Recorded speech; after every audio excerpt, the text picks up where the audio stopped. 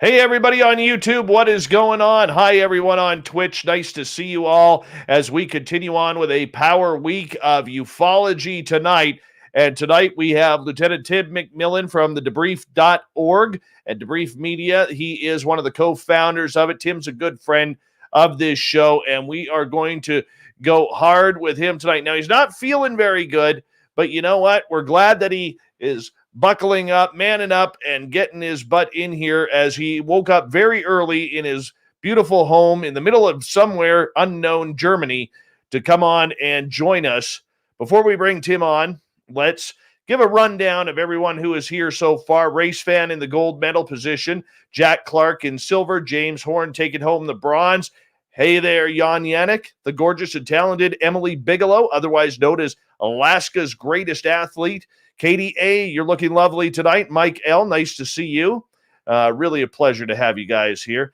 And continuing on, we have the gorgeous Ange from Australia, Typical Watch, Jack Clark, Kings of Kvist. There she is, everyone. Cosmic Floor, give her a wave. She likes a good wave every now and again. The lovely Nikki is here. She'll be signing autographs after the show. Line up to the left of the studio if you don't mind.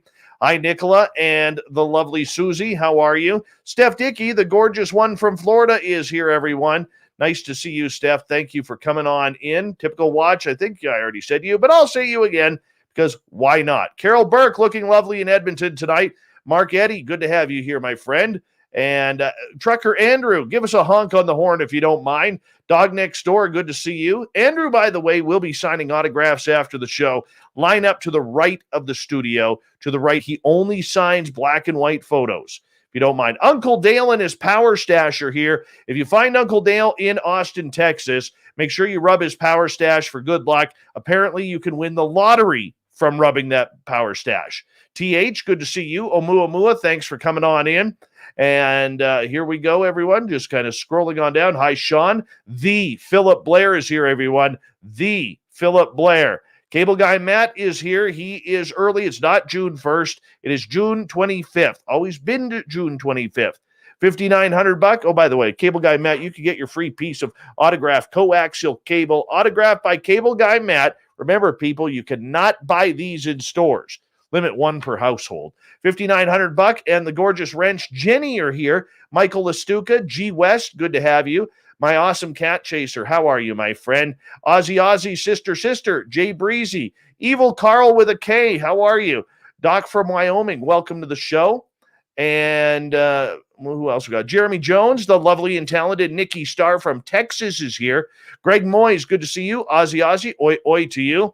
And Da Akinator, how are you, man? Good to see you. Ross Smith, the lovely and talented Jenny Metz is here. Richard Elmore, good to have you back. And I think we're almost caught up. I think we are. And yeah, I think we're caught up. Yep. And we'll bring in Tim McMillan here in a moment. Lovely and talented. Oh, Tim. Hey, we're all Tim. We still got time. That was quite an entrance. I didn't even have you on camera at that point. You damn well you almost knocked off some drywall. Yeah. That's a shame you didn't have that on camera. Yeah, son of a gun. I had to quickly throw one of the kids' iPads. As fate would have it, today is these kids never go to school anymore, but they're home from school. To throw an iPad quickly out of the office door before they came barging in, or we'd have more than one McMillan on tonight. Oh, that's okay. That's okay. UFO Toronto, good to see you. Kurt Seltzer with a splash of lime. Nice to have you here. My brother Eugene, how are you, my friend? Good to see you. War Eagle to you. The lovely and talented Jennifer P is back. John Hires, how you doing? And I think we're all caught up right now. And we're going to get going here in just about a minute here. I want to remind everyone that the good way to support this show is to hit that subscribe button if you haven't already. Ring that bell so you know when we are going to go on live. Remember, we are here 7 days a week at 9 p.m. Pacific, midnight Eastern. The super chat is open. Hello, lovely and talented Manitoba Becky. Rock the Gas Bar is here. And let's get this thing going in 5 seconds. Here we go, everyone. Let's have a great show.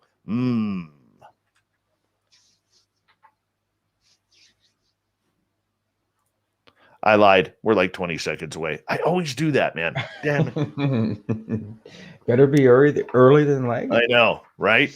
I know. Hey, thank you, Evil Carl, for that super chat. Way to kick things off. Appreciate that. And here we go, everyone. 5 seconds. Big Pickle, good to see you.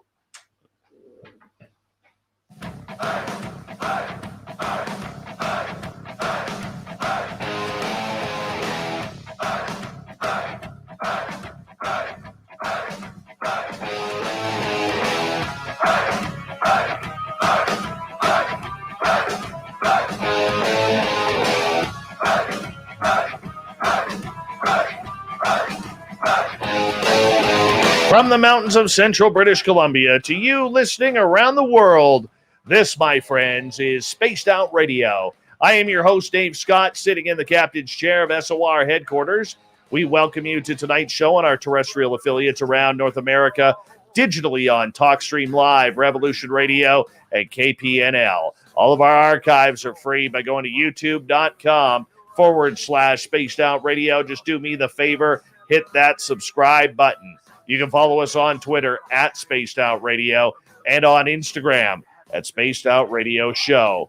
Our website is spacedoutradio.com, where we have a plethora of features for you, including rocking out to Bumblefoot and reading up on Captain Shirk's SOR Newswire.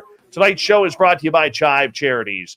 Help make the world 10% happier by visiting Chive Charities today. You can find them on our website. Here we go. One of the big key players in reporting journalism when it comes to UFOs, UAPs, the disclosure process, is a good friend of this show, Lieutenant Tim McMillan. He's a retired police officer who now lives in the beautiful country of Germany, where his wife, she dragged him over there. She put a fish hook in his nose and said, "We're leaving North America. Let's go to Germany." And he's like, "Okay, all right, we could go to Germany." And that's exactly how it happened. Tim told me, showed me the scars. But Tim has a great website. He's the co-founder of thedebrief.org, a news site that looks at all things technological and advancements in technology, including UFOs. He's been hot to trot and really one of the main players in discovering the disclosure movement. We're glad to have him here tonight. And at the bottom of hour number 3, I will bring you the SOR Newswire, brought to you by Paranoia Magazine. Tim McMillan, always a good time to have you on the show, my friend. Good morning to you over in Germany. How you been doing? Good, Dave. No, it is always a pleasure. I can never miss a chance to be on Spaced Out Radio or just to chat with you in general. It's always a good time. So thank you for inviting me back on. You know, I always feel bad trying to get in touch with you because I always forget the time difference, man. And I know you're a family man first, and a husband first, and a journalist and a businessman second. So you know, there's always that little bit there where you're always like, geez, do I get a hold of him? Do I not? I know you're a busy dude, but I appreciate you getting up early to do this. No, it's good. Hey, you know, early bird gets the worm. So you get me out of bed early. I get to chat and wake up a little more. So I'm probably more productive. So call me more often. You need to get me out of bed early. Well, we'll see how that goes, because I don't like getting out of bed early myself. I'm one of them cranky cases in the morning. But, you know, my friend, we have you for the next 2.5 hours, and it's going to be filled with a ton of information. You're coming in at a perfect time. I don't know if you had the opportunity to catch our show a couple of nights ago, where Daniel Sheehan showed up with Melinda Leslie, and then last show that we had with Luis Elizondo and Sean Cahill. It's really been a jam-packed week here of ufology, and I'm wondering, man, like, you know, you were at the forefront of this all, and now everybody's playing catch up to be where you are. I'm curious, are you happy with the way things are going with the UFO front these days? Gosh, it's hard to keep up with what is the UFO front these days. I mean, it has been quite a blitzkrieg of information in the last couple of weeks, and so I'm much like everybody else. It seems like every day there's multiple new drops, and I'm sure we'll get into that. There was some interesting news more interesting news from Jeremy Corbell last night, John Greenwald over the Black Vault. It's a bit overwhelming, even for me, is trying to keep up with it. And frankly, uh, I appreciate the compliment, but even a lot that's been coming out in the last couple of weeks has surprised me. So I'm like everybody else going, whoa, what's going on here? I got to ask you, because as journalists, you're a journalist, I'm a journalist. We try and stay on top of everything, man. And the other day I was talking to Bob McGuire about this, and I said, dude, I feel so lost with what's going on because there's so many different people getting so many different angles to this story, and none of it's adding up. 2 plus 2 isn't equaling 4. I mean, how the hell are we all supposed to keep in line with trying to figure out who's who, what's the truth, and what's not? I wish I had an answer for you there. And I agree with you. That has been a big problem. I've probably got a stack of 3 or 4 stories that, and just like you said, as a journalist, you work hard on it, you flesh it out. It takes a lot of work. You're adding in experts, you're tracking down sources, you're trying to get the most robust thing you can. But I'm sitting here going, gosh, I can't keep up. I can't keep up with the cycle. And it's interesting. It's very interesting. I will say that I'm a big football fan, college football to be specific. And it feels a lot like there's a lot of people in the media and just out there who are running their 2-minute offense. And if for those who aren't familiar, the 2-minute offense is like it sounds. There's 2 minutes left and a half for the game, and typically you're behind, and so you're running your hurry up, no huddle. I mean, I've got to score before the game's over. I personally don't feel like that. Like I don't know where the finish line, I think people seem to think is so close yet. So I'm still at the stage where I'm like, hey, let's try to score some big meaningful points, but it's hard to keep up with it. It really, really is. It's interesting. It's a very interesting time.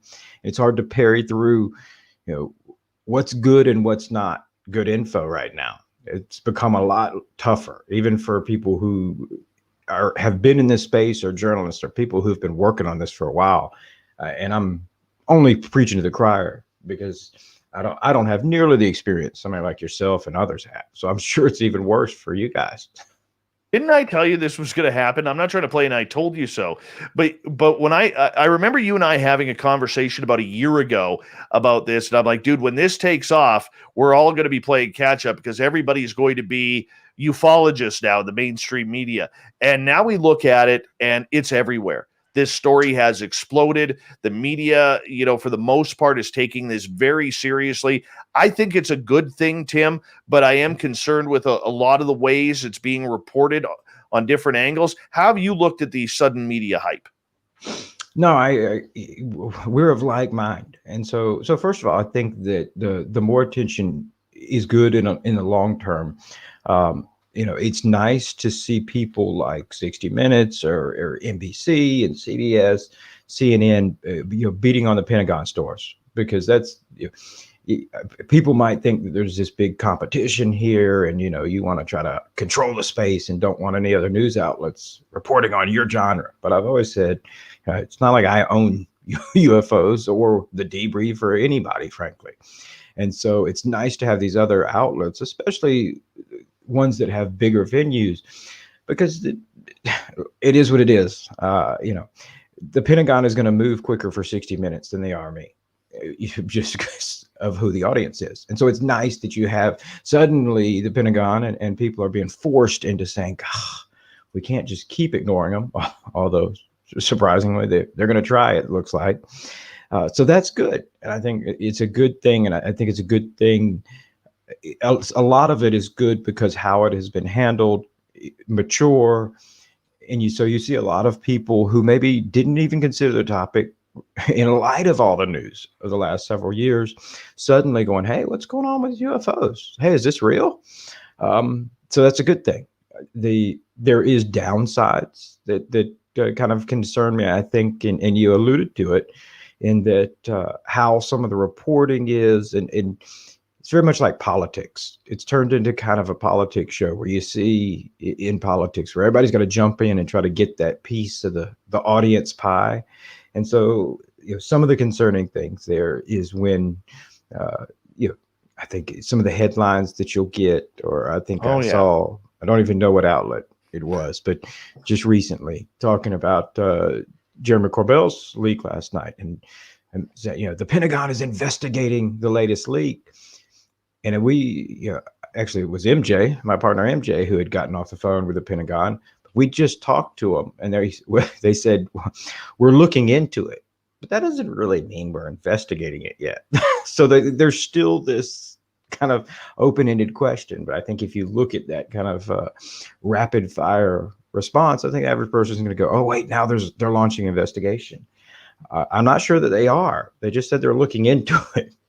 So it's tough. It's tough because it's tough, I imagine, for the average person to parry through all of that kind of information. Oh, yeah. And Tim, when we talk about the way journalism is handled, and I was on a radio show earlier today out of Saga 960, the Mark Petroni show, and I literally was talking about the CTV, Canadian television interview that Chris Mellon did for 14 minutes.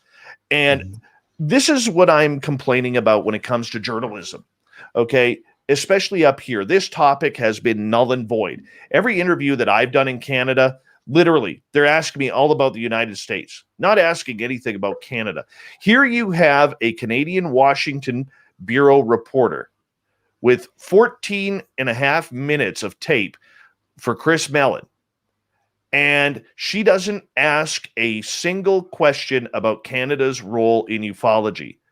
And as you stated last time you were on this show a few months ago, these guys want to expand. These guys want the allies to hop on board with this. And yet we can't get the national media to say, hey, you got this going on in the U.S. Even though I'm a Canadian reporter, I'm going to ask you about what's happening in the U.S.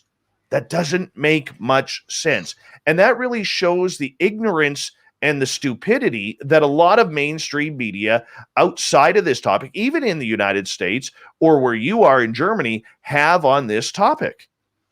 100%. I'm glad you brought that up, because that's something that I have griped about for a while. And in fact, one thing that's nice is that a lot of the mainstream press, will give credit to, or at least some of them, they've reached out to me, for several months now. So as this kind of started getting built up, and so some of the ones who really don't know anything about the topic, they've reached out to me, and I'm sure some others, saying, hey, looks like it's big news, but we don't have a clue what's going on. Can you help get us up to speed? So it's nice that there is at least some due diligence, though I always recommend you need to talk to people who've been doing this for decades, not somebody like myself that's only been doing it for a couple of years and really focuses on just the U.S. Department of Defense news. But I spoke to a mainstream journalist out of the UK, and the same thing. And so he was very interested, catching me up to speed with what's going on with the Department of Defense. And I ended up spending most of the conversation trying to tell him, well, let's find out what's going on at the UK, because you're right. It's far from an American phenomenon. If it is, then it's American. And I think we can just hang it up. It's not anything spectacular. UFOs are not aliens or extraterrestrials or ultra terrestrials. It's American if they know our geographical boundaries. But we know that's false because there's lots of sightings. There's lots of things that go wrong across the world. And so that is frustrating, because I think it narrows our scope of just really the grip of what we know about this phenomenon. Because I can't even imagine what kind of reports, sightings, possibly much better data is out there. You just think about all the areas across this globe that really have zero reporting on. I mean, who knows what somebody, a tribe or people in Africa, what's going on in Africa? We know about the Ariel School event, which was spectacular. But what else? There's these really dark spots in information, and I can understand for yourself, being a Canadian journalist, being like, who cares what's going on in the U.S.? Let's talk about what's going on in Canada. Let's talk about what's going on, more regionally here. Let's try to get some people involved locally so we can. That's the only way I think that you're going to get good data, good answers on this. Yeah. And, I had a talk with someone today who is a PR person, and we were talking about the mainstream media in Canada. And he's like, what would you want to see? I said, this country, and I don't mean to pull away from the topic at hand, Tim, but I said, this country has so many great UFO investigators, and we're not giving them any press. We're right in the heart of some really cool things happening right now, and we're not focused. These are people who know about Shag Harbor, know about the Prince George lights, know about, yeah, I go blank when I say, yeah, you got to know about that. Know about Falcon Lake and Stefan Mikulik, okay, and other incidents. Paul Hellyer, for instance. All right, we need to know the secrets. We know that the National Transportation Safety Board is getting information. We know the Department of National Defense is getting information. What we don't know is who's the group that's controlling the information, and that's what needs to come out. Good journalism would do that, but we're not seeing it. So it is what it is. Tim, right now, Lou Elizondo is on an absolute parade doing every type of show that's going on. I mean, you've talked to him. You've known him for the better part of 2 years. And I don't know if you caught our show last night or not, but I can tell you this, man, that was the first time I saw him go off emotionally on the show. And, I missed it. So fill me in. Yeah, what happened? What did he get Well, he got his back up because of the critics. Like here he is trying to put everything out, and the critics are finally getting to them. Whether it's Mick West, whether it's Dr. Stephen Greer, when you look at all of this stuff that people are throwing at Elizondo right now, you know him better than most of us. Is the criticism worth it? Can we trust this guy? Well, I think there's a difference between questioning anybody and wanting them to back up their statements and wanting to verify, what somebody's saying, who they are. I think that, if Lou Elizondo was here right now, he would say that our initial meetings going back 2-3 years ago, I'm a former police officer. They started like police interrogations, like, tell me the truth. But, these were behind closed doors, and I'm not, putting it out publicly. Like we're going to start a feud, like we're going to have a rap battle. So I think that questioning somebody in their claims is good. I think the criticism is not good. And I can understand, because it's one thing if you're questioning and trying to get to the truth. It's another if you're just trying to be uber critical or not recognizing that whether it's Lou Elizondo, it's you, Dave, it's me, it's everybody. We're just people. Like we're going to make mistakes sometimes. We're going to say something that wasn't exactly accurate, or who knows what the hell I'll say in the next 2.5 hours. Like I said, I woke up with a head cold, so as soon as this Mucinex kicks in, I'll get loopy, and who knows. But I think that goes not just for Elizondo, but I think a lot of people in the UFO field in general, like yourself, I'm sure you've heard it, where people automatically are very critical, or they automatically launch into these ad hominem attacks where they want to criticize somebody's, what they've done. I saw an article, I'm not going to say by who, but I think it was last week, where they're criticizing, Elizondo, Leslie Kean, who's written for the New York Times, and even bringing up who Leslie Kean's ex-boyfriend was. I'm going, this is ridiculous. Is this tabloid type thing, or is this the royal family, and we're gonna try to just parade everything out and make people look bad? And if that's the case, it's not journalism, and you're not fact finding. You're confirmation bias porn.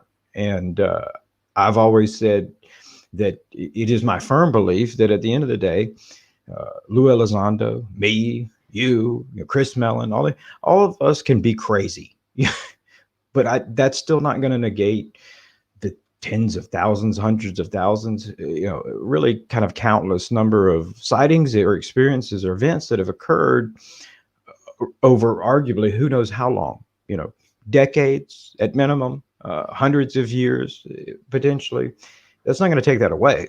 So I guess that I can understand why he would get passionate about that. I've been on the receiving end of lots of criticism at times, and you're sitting here going, well, are we investigating me? Are we investigating what's going on here?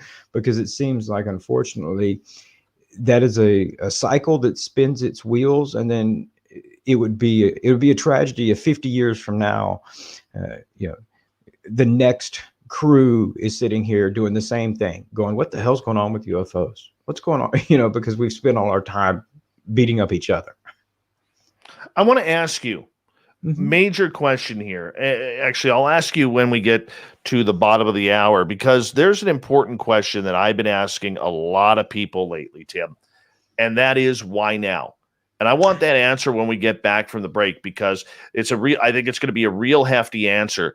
But do you think that there is a narrative in play as we speak in the way this is rolling out?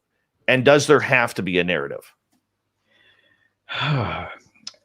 Well, yes, I think there's a lot of narratives at play. And now, how organized is that narrative? I think it depends on which view you're at. And so, I know in fact, we've probably discussed it when I've been on your show before, where I've said, in my belief, is there kind of a larger cabal conspiracy cover up? I've never found evidence of that. And so when I say that, I mean, is there some kind of organized, like MJ12 type control mechanism? Maybe there is, but I don't have any evidence for that. So I'm always cautious about what I speculate. Does there appear to be a lot of different people or entities who want to sew in narratives to the topic? Absolutely. And I think that goes from, let's say, I can see that with the Department of Defense. When I deal with them, it's very clear that their narrative is they don't want to talk about it, period. And they don't want this to be a deal. They don't want this to be a public show. They would prefer not providing any reports or doing anything. They want it just to go away. And so that's going to influence how they share information and what they say. At the same time, you have a lot of people who are advocates of this topic.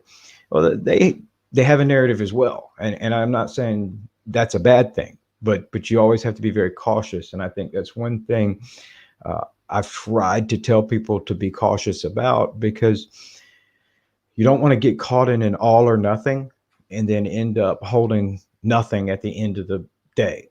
And so not every one of these major sightings that we're hearing about now, such as these 2019 quote mystery drone sightings. This is really big right now because there's a lot of the video drops.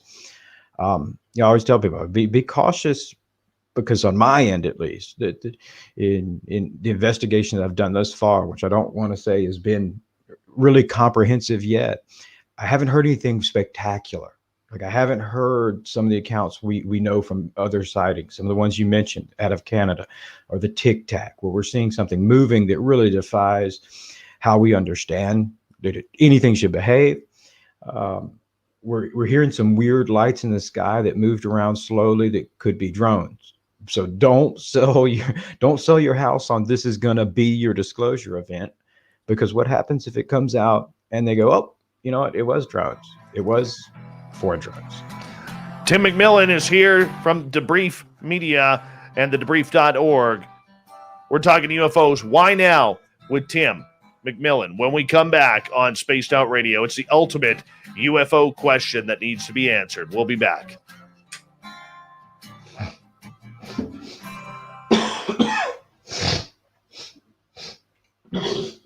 Hey, just remember that YouTube and Twitch can hear us. Hey, space traveler. Hey, YouTube, everybody on YouTube and Twitch, you're getting the behind the scenes action. Oh, yeah. Yeah. It's going well. No, yeah. I think it's, and you're asking important questions that need to be discussed right now, which is great, Dave. I'm glad you are, because everybody usually, when they want to interview me or even interviews that you hear, it's always the same old boilerplate stuff. And, but I think there's with all of this news that's going on, there's a lot of questions that need to be asked. Like why now, and what the hell's going on? When you go for, at least on my end, spend years kind of trying to chip away, and then suddenly uh, it seems like everybody's got something. There's leaks left and right, and you're like, what? Nothing's acting normal. No problem. I'm just it's nuts. It's absolutely nuts right now. Hold on one second. Byron McDonald, who is following us on Twitter, he's new to our chat room there. He lives south of me about 2 hours. Byron, is that Taco Bell order on its way? Could you please let me know? Because, up here in 100 Mile, we don't have such luxuries such as Taco Bell. And you down there in the loops, you guys are spoiled with Taco Bell, Wendy's, KFC, McDonald's, all the good stuff. So I was just wondering, have you hit the road yet, for some of that Taco Bell? Let me know. I'd appreciate it. Sorry, Tim. That's a big message. You know what it's like. You're over there. You don't get Taco Bell over there. No, well, luckily, because we're here with the American Air Base, the Air Force Base here. So we got Popeyes and Taco Bell on base. We do have McDonald's, but outside of that, my good old American fast food. I've had to change my diet and start eating healthy. Oh, me too. The past couple of days, dude, I've been dieting for like 4.5 weeks here because, I when I started going into triple chin status, I knew it was time to do something. And I literally, just changed my diet right there. And last night was the first night that I really, actually last 2 nights, where I've like just been craving fast food. As a whole, which is a good thing, the German people in Germany eat healthier than we did back in the States. And so, a lot of people get fresh meat, fresh food. So I've had to adjust to eating healthy. And I don't know what McDonald's is like in Canada, but here in Germany, I was blown away because I'm not saying this kidding. German McDonald's would be equitable to like a sit-down restaurant in America. Not high end, but like the food quality is totally different menu. I remember thinking, what the hell? Like this is not fast food. This is bourgeois. You know what? I went to A&W a couple weeks ago. Do you remember A&W? We still got them up here. Yeah. My boss and I grabbed 2 burgers. $19.70 for 2 burgers. No drinks, no French fries, nothing. Yes. No onion rings. $20 for 2 fucking burgers. Pardon my language. Astral Pilot Productions. I would love to. Here's my email. Oh yeah, we'll try having 3 little ones too. So now that is one complaint I'll have. Yeah, going through the drive-through of McDonald's with 3 little ones, even the Happy Meals, you're walking away like spending $50. I know. What the hell? Like what the hell? Yeah, cable guy Matt in the chat room. He's my cable guy, literally. Okay. And he's like, "Yeah, man, A&W is a ripoff." I actually complained on Twitter about it. Yeah. No, it is. It's what happened to the good old-fashioned cheap food? Where's that $1.99 hangover burger? Yeah, the places that are open 24 hours, you roll in, half drunk or fully just blitzed, and you really need some good cheap food. Exactly, my friend. We've got about 40 seconds here. I want to say a big thank you to Carl ×2, Andrew, Catfish, and Jeremy for the awesome super chats. It's a great way to support what we do on this show on a nightly basis. Thank you so much for doing that. And to all our new subscribers tuning on in. And if you're new to the chat room, the reason why we're kind of bantering right now is we are on break for our terrestrial radio stations. So that's the reason why we're on break. Hey, Michael Lestuca, how are you, man? Good to see you. And I think we're all caught up now. Okay, guys, like 5 seconds here, and we're going to get running.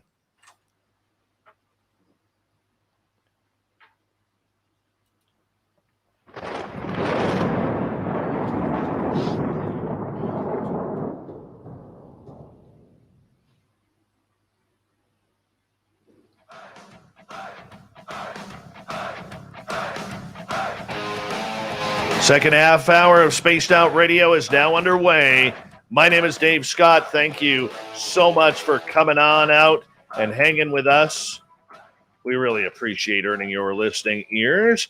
And we want to remind you that if you missed portions of this show or others, check out our free archives by going to youtube.com/Spaced Out Radio. Just do me the favor, hit that subscribe button. Our website is spacedoutradio.com, where we have a plethora of features for you, including rocking out to Bumblefoot and reading up on Captain Shirk's SOR Newswire. Follow us on Twitter at Spaced Out Radio and on Instagram at Spaced Out Radio Show. We continue on tonight with Tim McMillan from thedebrief.org. He's one of the top reporters in the world when it comes to ufology and what is happening. Tim, thank you so much for joining us. We really do appreciate that. Oh, thank you for having me on, man. It's great. It's been a great chat so far. It's always good to talk to you, Dave. I appreciate that, my friend. Hey, I want to ask you right off the bat. I've been asking a lot of people this question. Why now? 70 years of cover-ups, 70 years of making people look like fools. People have committed suicide over this topic. People have gone away in straitjackets over this topic. They've been ridiculed, lost jobs, lost their reputations, everything, lost friends, lost family over this, Tim.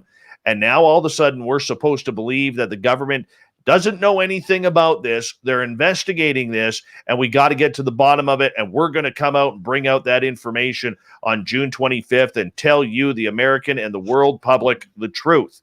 Why now?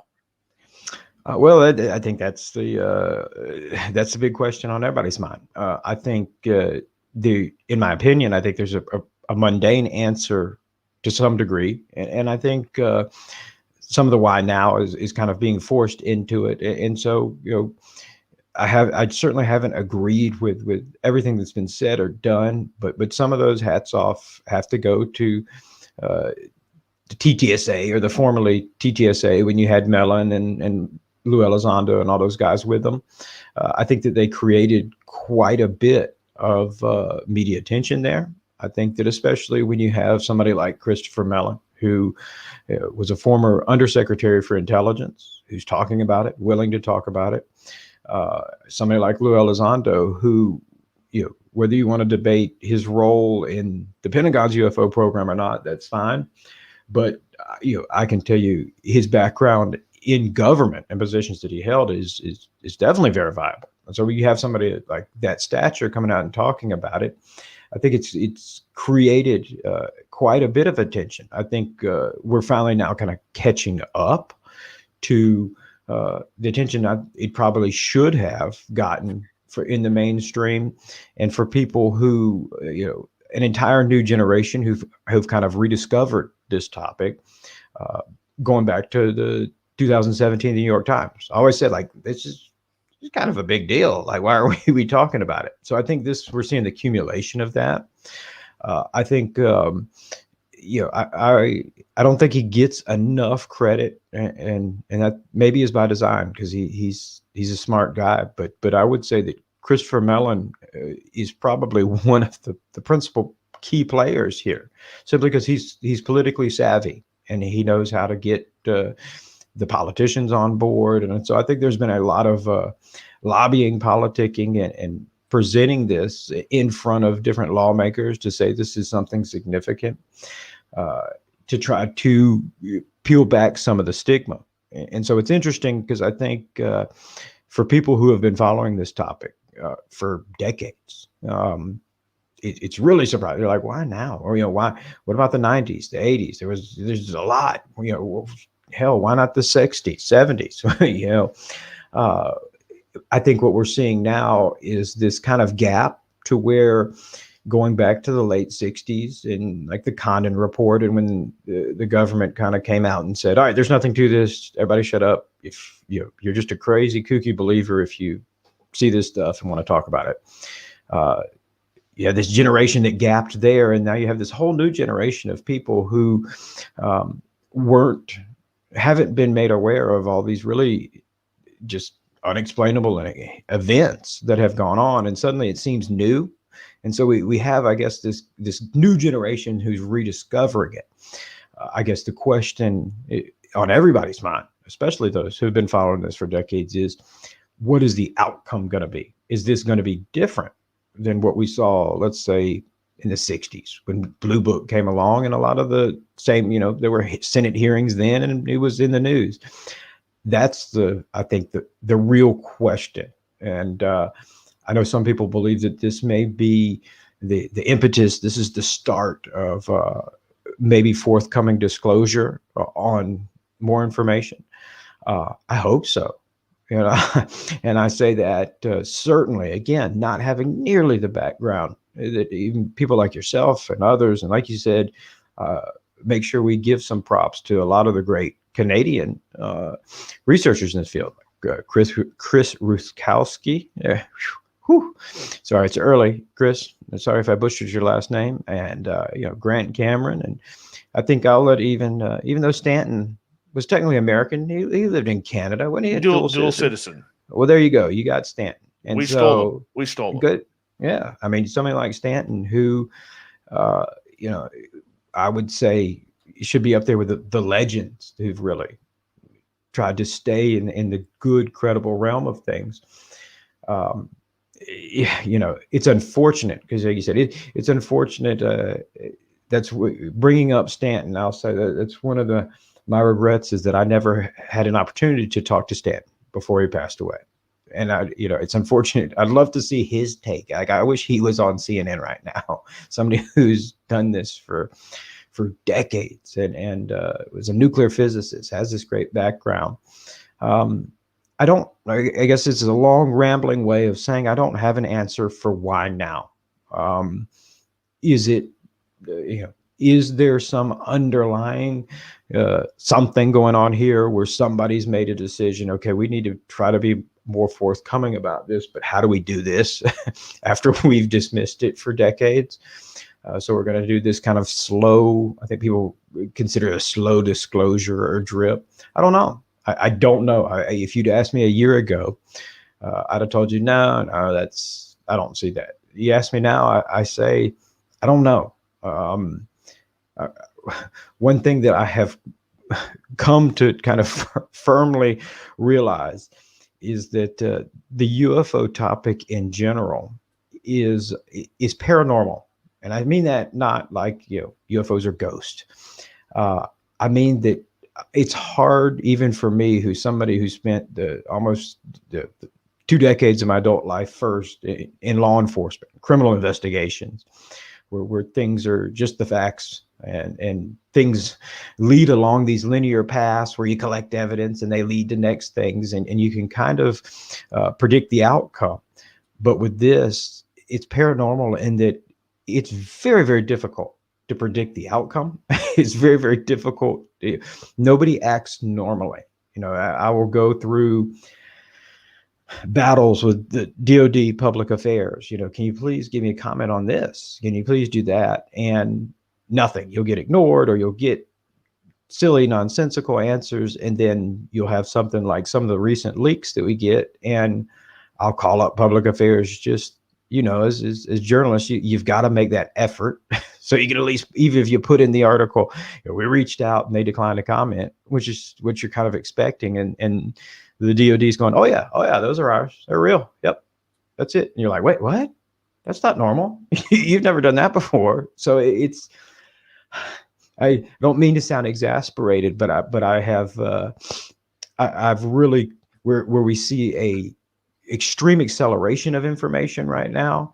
I will say from our end, and I talk about this with my colleagues at the debrief and everything, we're trying to take a different approach, which is, hey, let's slow down here. Let's not get caught up in this rush. Let's try to really figure out what's going on, because if you're driving 150 miles per hour, you're going to miss a lot of the scenery. So let's try to pay attention to what's going on 360 and not put out bad information. Yeah. No, I hear you. I've looked at it this way, and maybe it's the experiencer in me. If I take the journalism hat off and put the woo hat on, I think, Tim, for me, it's one of two things. Either they're preparing us for something like Dr. Stephen Greer says about an alien false flag that could cause a lot of issues on on the planet. And I roll my eyes with that too. On a scale of 1 to 10, 1 being highly unlikely to never, I would say a 1. All right. Or here's the other possibility. I think a date has been set. I think there was contact made and a date set because now there is absolute priority to try and get this subject out there and in front of the masses as cleanly as possible without giving up 70 years full of secrets.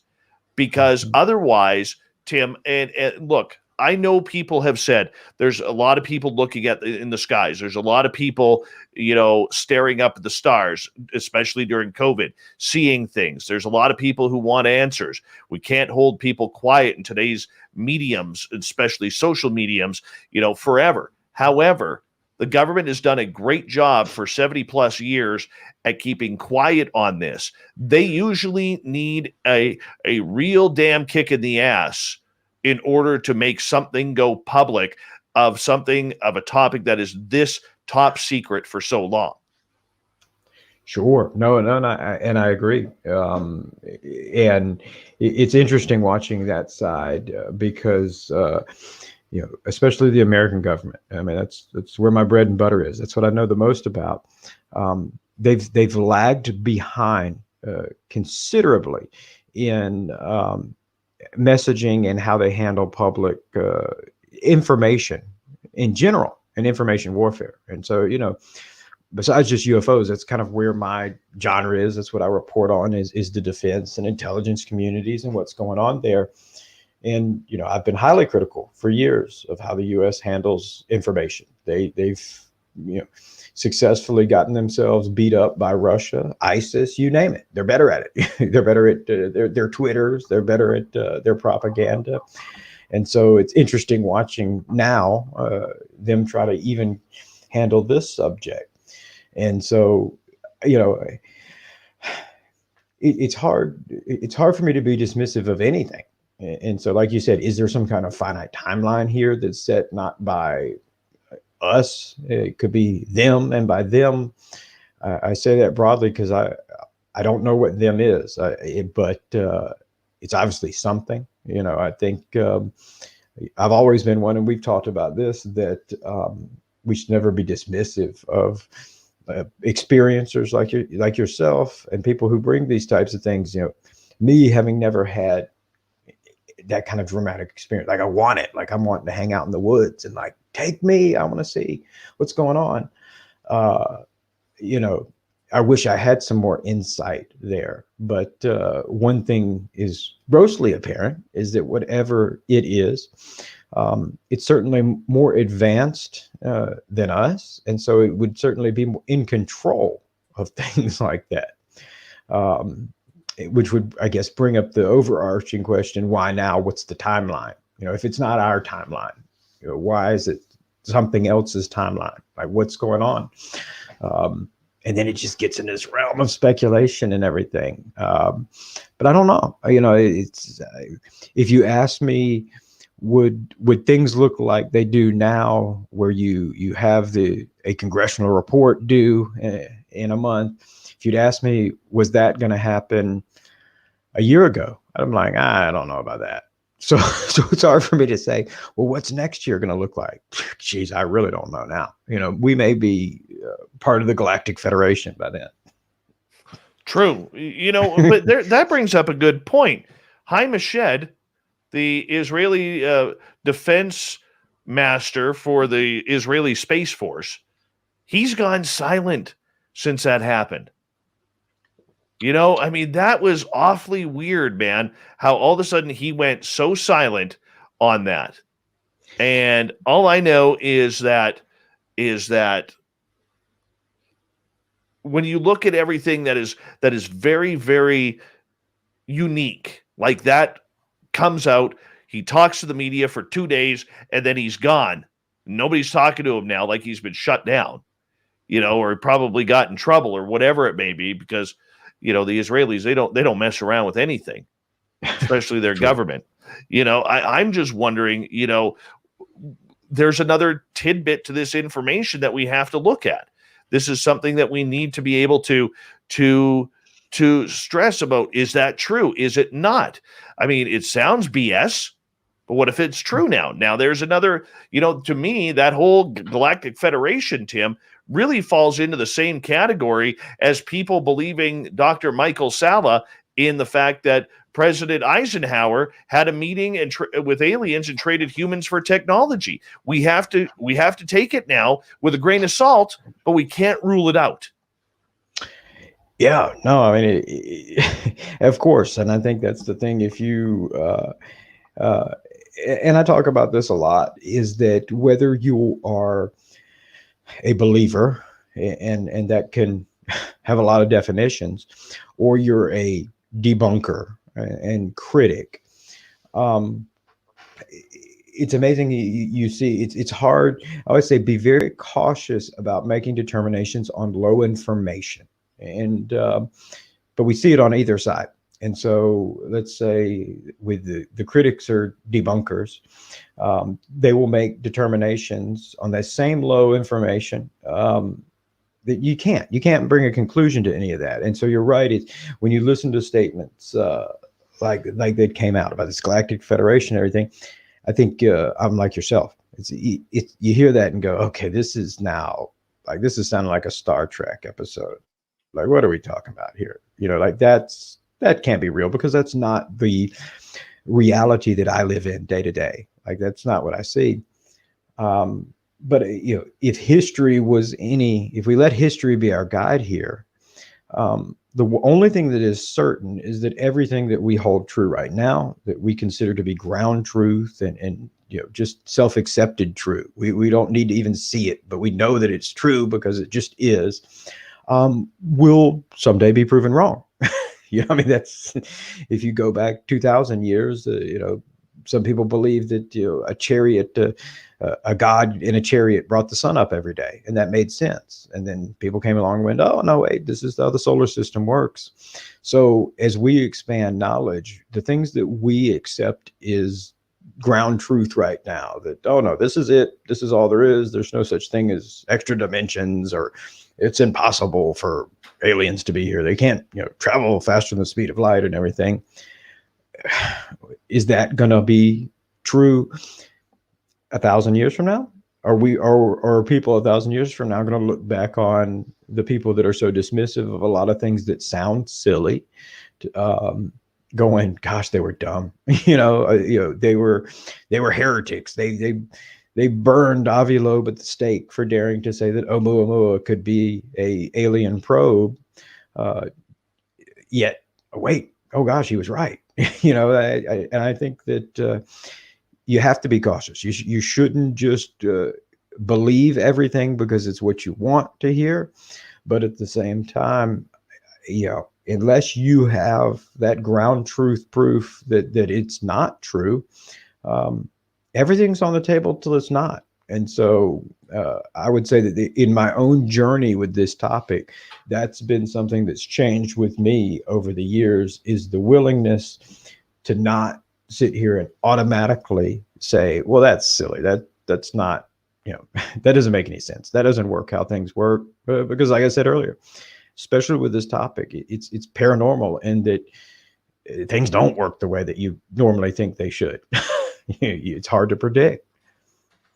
Very true. Tim McMillan is our guest tonight on Spaced Out Radio. And, we don't talk a lot of woo usually when you're on the show, but realistically, the way this entire phenomena is going right now and what isn't being released, it really does show that everything's on the table right now. Are you surprised that more people and more outlets, even your own, are not asking a lot of those questions as to what are the secrets that are going to come out June 25th and what secrets are going to be withheld?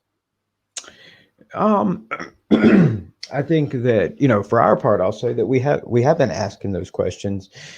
We just don't get a lot of answers, or they're answers that I think maybe people don't want to hear yet, in terms of that, if you ask me right now, what is my thoughts of what's going to come out on June 25th, it is nothing. We're not going to get anything on June 25th. I believe, but again, I keep reiterating, it's paranormal. It's hard for me to predict now, but I believe there's probably going to be an extension requested for that whole report. And so I think that they're going to ask for another couple of months to get together. I believe that that report will come before the end of the year, but I really don't foresee it coming before June is over. And to some degree, I understand why. I think there is, at this point right now, there's a legitimate reason why, and that being you have an entirely new executive presidential administration who just came in the United States. And so all of the principals who are in those seats, they're brand new. And so it's kind of the principal suspiciously looking at the student, wondering why they're skipping class. Yeah, okay, you've got a valid excuse, but I've got my eye on you. And so I think that saying, hey, we just got here, give us a little more time to get everything together, because the people who were in charge when that bill was passed in late December of last year, they're gone now. And so the new people are on their butts on the line. And so I think giving them a few more months is reasonable. Which brings us to the real question: what is eventually going to come out? Because I think that there's no way that nothing. I mean, if nothing came out, that would be. I would hope that a lot of the press across the world would start crying foul. But what eventually is going to come out, I think, if I was going to give my recommendation to you and your listeners, Dave, I would say just temper expectations. I don't foresee there being, a release to the crown jewels and the keys to the kingdom here about everything. I think that a lot of what I see, just basing it on my experience in covering defense and just bureaucracy in general with the U.S. government, you're looking at, I see a lot of symptoms of the start of a funding mechanism, meaning they're going to say, here's, we do have these incursions. We don't really know what's going on, but here's all the limitations of why we can't give you a firm conclusion. And so, we need a more permanent body in place to give you some answers, because that's one thing with a task force. Those are temporary entities. So even though the government has acknowledged they have a UAP task force, what they're really saying here is we've established an ad hoc temporary group to try to get to the bottom of this. But as we've said throughout the show so far, this is not a temporary problem. This is not like the hunt for bin Laden, where you've got this problem that's emerged and there's a solution that's there, and you've got a small kind of timeline in the grand scheme of things to figure out what's going on. This is something that's going back a very, very long time. And so you can't have a temporary entity. You've got to have it if you're going to try to come out and say, well, no, we don't have all the answers yet. And I think that's where a lot of people contend, and I can understand why, is, what do you mean you don't have all the answers? This isn't new. This isn't bin Laden. This isn't something just came. You had a tragic terrorist event that just popped up. This is something that's been going on for decades. Are you telling me you've had your head in the sand for decades? Right. Well, let's continue this talk when we come back. Lieutenant Tim McMillan on Spaced Out Radio from thedebrief.org, one of the great writers, journalists of the UFO field, all the way from Germany. We will be back with Lieutenant Tim right after this on Spaced Out Radio.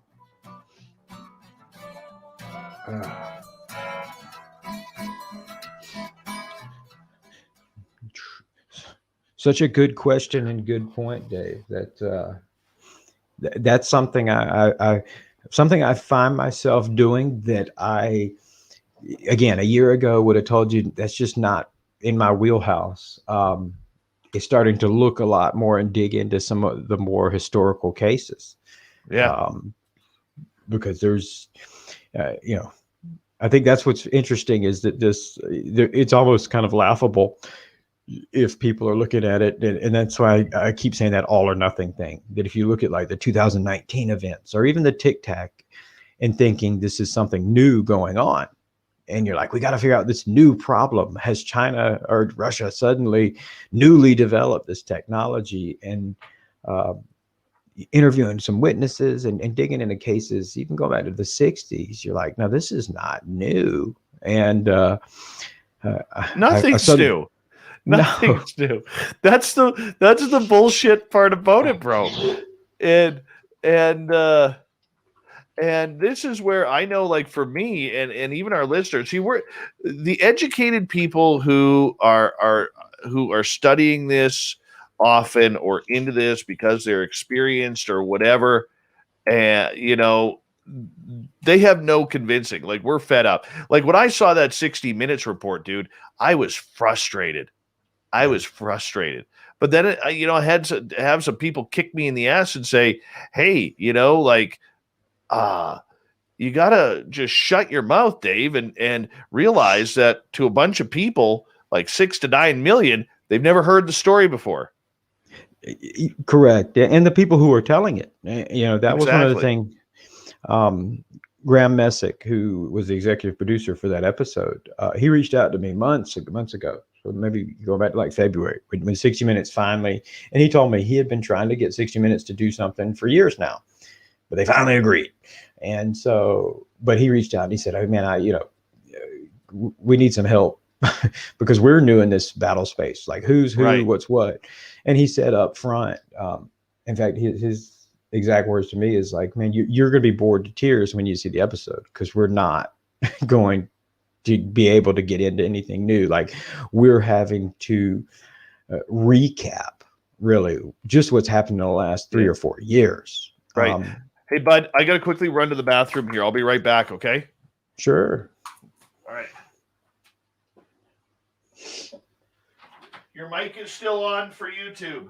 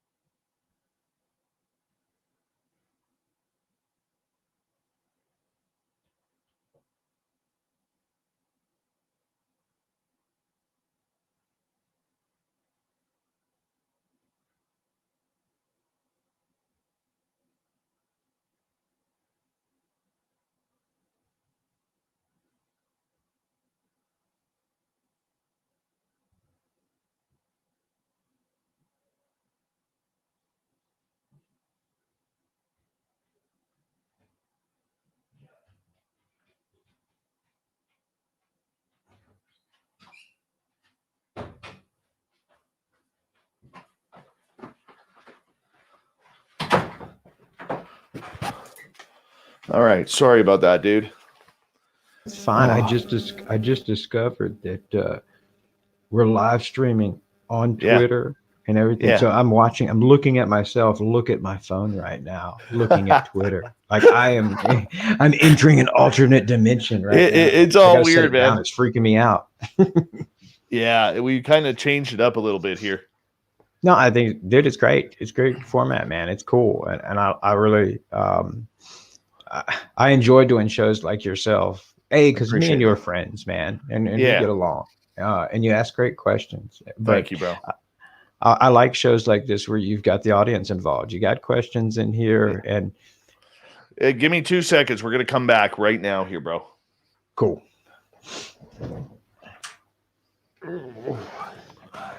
You're listening to Spaced Out Radio with Dave Scott. Follow Dave on Twitter at Spaced Out Radio and on Facebook, Spaced Out Radio Show. Here we go with hour number 2 of Spaced Out Radio tonight. My name is Dave Scott. Thank you so much for taking the time to join us. We really do appreciate earning your listening ears. We welcome back everyone listening in on our terrestrial affiliates around North America, digitally on TalkStream Live, Revolution Radio, and KPNL. All of our archives are free by going to youtube.com/Spaced Out Radio. Just do me the favor, hit that subscribe button. The Desert Clam has set the password for tonight in the SOR Space Travelers Club. Falsitical. Falsitical is your password. Use it wisely, space travelers, as the Clam sets the password each and every night right here on Spaced Out Radio. Our website is spacedoutradio.com, where we have a plethora of features for you, including rocking out to Bumblefoot and reading up on Captain Shirk's SOR Newswire. All of our social media. You can follow us on Twitter at Spaced Out Radio and on Instagram at Spaced Out Radio Show. We continue on tonight with Tim McMillan from thedebrief.org. He is one of the best journalists when it comes to everything that is going on in the UFO world. You can find his articles at thedebrief.org. Tim, welcome back. Yeah, well, it's good to be here, and welcome everybody listening. Fun time, fun topic. It is a fun topic, and it is fun times right now. But you know what? There's a lot of stress going on. People calling out Lou Elizondo, people calling out Dr. Stephen Greer, people calling out from the Pentagon saying that Elizondo is not the real deal. Others, like John Greenwald from the Black Vault, coming out today saying that he's got proof that the Pentagon was actually shredding emails and burning emails on Elizondo and his credibility. What do you know about that? Well, kudos to John for getting that. I mean, but like everybody else, I found out when I saw his article yesterday, and I was mind blown when I read that. I mean, I don't even know what to say other than I cannot.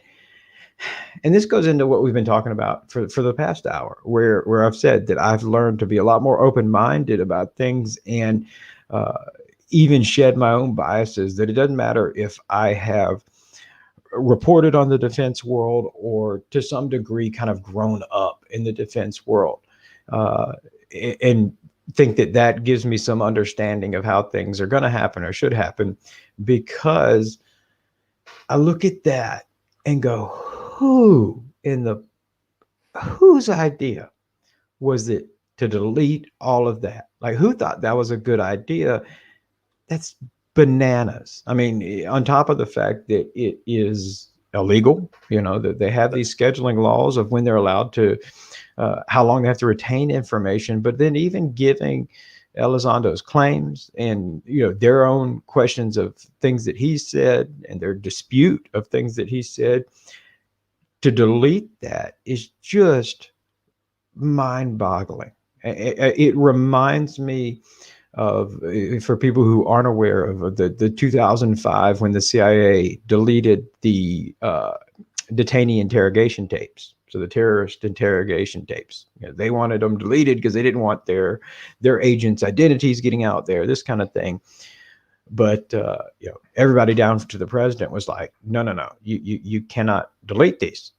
This is illegal. Do not delete them. Do not delete them. And it went on for years. And then finally, just one person, head of operations, is like, we deleted them. You're like, what? Why would you do this? I cannot fathom why they would do that on a multitude of levels, including, and John did a good job in his article bringing that point up. Because let's set aside the UFO topic for a second. But in terms of Elizondo's job at the Pentagon, outside of UFOs, and one of it was being in charge of the special access program for the Guantanamo Bay detainee program. And so that's actually an ongoing thing. I mean, they keep pushing it back, but the Gitmo trials are supposed to come at some point where they examine, how the CIA went about interrogations there. And so as the special access program manager, that's something that, he's got information there that could be pertinent for any kind of cases there. And so to delete it, it's like, what? What? I don't know. That is, once again, how many times have I said it so far, how paranormal this topic is?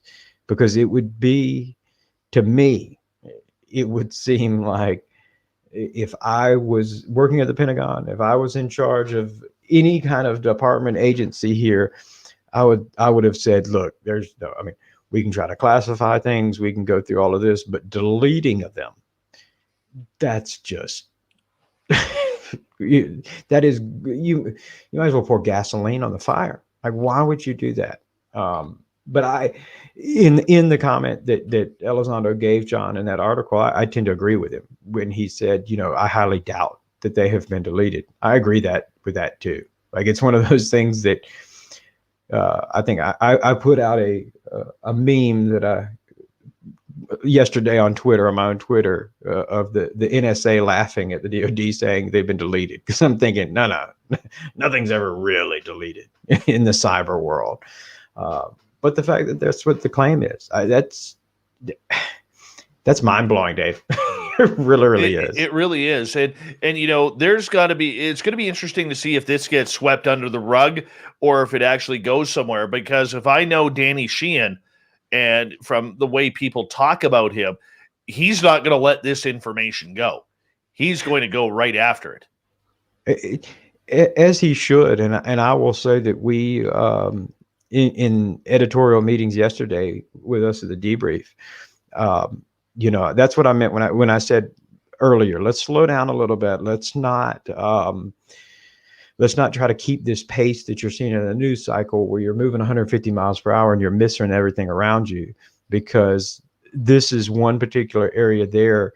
I said, no, we need to, we have an obligation as journalists. At the end of the day, it's not about just selling clicks or, trying to get people to your site. Obviously, you need that to survive, but you should be doing journalism. You should be putting out information because you want to put out a service to the public. You're serving people by informing them. And I think this is an area that we have an obligation. We need to hammer in, and we need to find, we need to be doing our part in making the public informed and trying to call some people to the carpet and saying, hang on a second. Somebody committed a damn crime here. Somebody violated policy, violated law. Why? What else is going on? It needs to be addressed. And I think it needs to be addressed seriously. And I think that's one of the frustrating things. And I'm sure you and a lot of people would agree that if you took the UFO out of it and you put anything else, so if Elizondo was coming out saying that he had led the Russian investigation to political interference or oh, we froze. Tim, you froze on us. Oh, what happened there? This is a first. As Tim, are you back there? Yeah. You got me? Yeah. I got you now, brother. Okay. If this was any other topic, all of the mainstream press would be just hammering up the DOD right now, going, what the hell are you doing? What is wrong with you? And so I hope that kind of outcome equally comes as well. So it's not just John who's doing the uncovering or us at the debrief trying to follow up with that. I hope some mainstream people are saying, Like, what are you doing? Like, that's nuts. That's just bananas to me. Well, it's going to be interesting to see if it gets picked up, but all I know is that now that Luis Elizondo and Chris Mellon are both being represented by Daniel Sheehan, who loves taking on the government at any time. I mean, how much more credibility does this add to Elizondo's story where people are questioning still whether or not he's the real deal? I mean, if nothing else, if you're questioning whether he's the real deal or his claims, and your basis of questioning it is solely on the statements that the government has put out, I would say that you're choosing the side that has continuously and demonstratively put out false information. And even because just recently as well, I think it was last week, the Pentagon once again updated their stance on the ATIP OSAP program, where, initially it was a UFO program, they admitted. Then it was, nope, had nothing to do with UFOs whatsoever. Nothing. To just recently, now they're like, well, yeah, maybe it had a little bit to do with UFOs. It's like, so if your basis of questioning Elizondo's credibility is on what the Pentagon said, I would say as of right now, it appears that you're staking your entire lot on someone who appears to be a serial liar, or at least at minimum doesn't appear to have all of their accurate information in a row. And so, yeah, I mean, I would say that's what's mind blowing to me, is for them to delete all those emails. It makes them look so bad. It questions their credibility. As an American citizen, it causes me a lot of concerns, because that's not the way. It's not the way democratic governments are supposed to work. You're supposed to work by the people. And Danny Sheehan, like you said, this is somebody who has taken on these very cases for decades, going back to Watergate, where if we're going to have a true democratic freedom, that means the people have to have informed consent, and we have to. The government is supposed to be working for us, but when the government decides, screw it, let's just delete everything, or we'll tell you what you want to know, or we'll tell you what's important and what's not. That's not how things are supposed to work. Those are the actions of the types of governments that we criticize. Those are the actions of Russia. Those are the actions of China. So you got to live by you got to practice what you preach. Right. But I mean, it's also showing the real political divide in the government. And it doesn't matter whether you're Democratic or you're Republican. It really is showing the divide, because the one thing Elizondo said last night, he goes, 50% want this out. They want to inform the public about what is going on. And the other 50% is trying to castrate the entire topic and get it out of the minds of people, whether it's because whether you're Democratic or Republican in the Congress buildings or the Senate, that there's still a strong belief of God, and in God we trust. And there's a lot of religious people out there who believe that anything from the sky could be negative demonic entities. I mean, we have to bring that up because religion does play a part of it. There's also those who feel that it's going to ruin all the secrets that the United States has, and it's going to be bad for their allies and everything like that. So, I mean, there's a lot at risk on the other side too. But throwing Elizondo under the bus, the way Susan Goff has at the Pentagon, as well as others, is that really the way that this should be portrayed? No, absolutely. And I teased this quite a while back. And people keep asking me every day, when is it coming? When is it coming? It's coming. Like I said, I try to run a marathon, not a sprint, but that I had interviewed a former senior principal, DOD official. So somebody who held one of the highest offices in the branch of government they were in as part of the military. And we talked about UFOs, and it was really, really fascinating because they held the office during a time before the 2017 New York Times, before the UFO blitz. Okay. And it was interesting is to find out that the topic of UFOs came up, regularly and frequently in their position.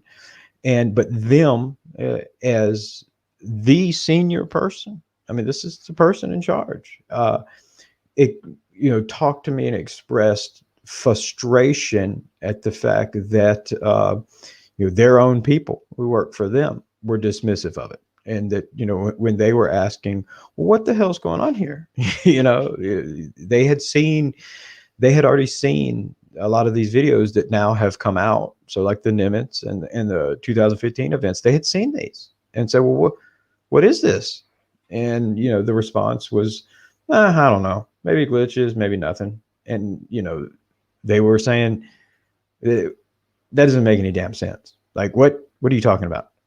But and they admitted that I think the problem is that there's always a lot going on, and so you've got this, and when you've got this going on, you're asking questions, and the people who are supposed to provide you answers are being dismissive of it. But then at the same time, you've got all these other things that is dominating the world press or taking stage. North Korea is going to nuke us all, or Iran, and so suddenly your attention gets focused on that, and things just kind of get swept under the rug.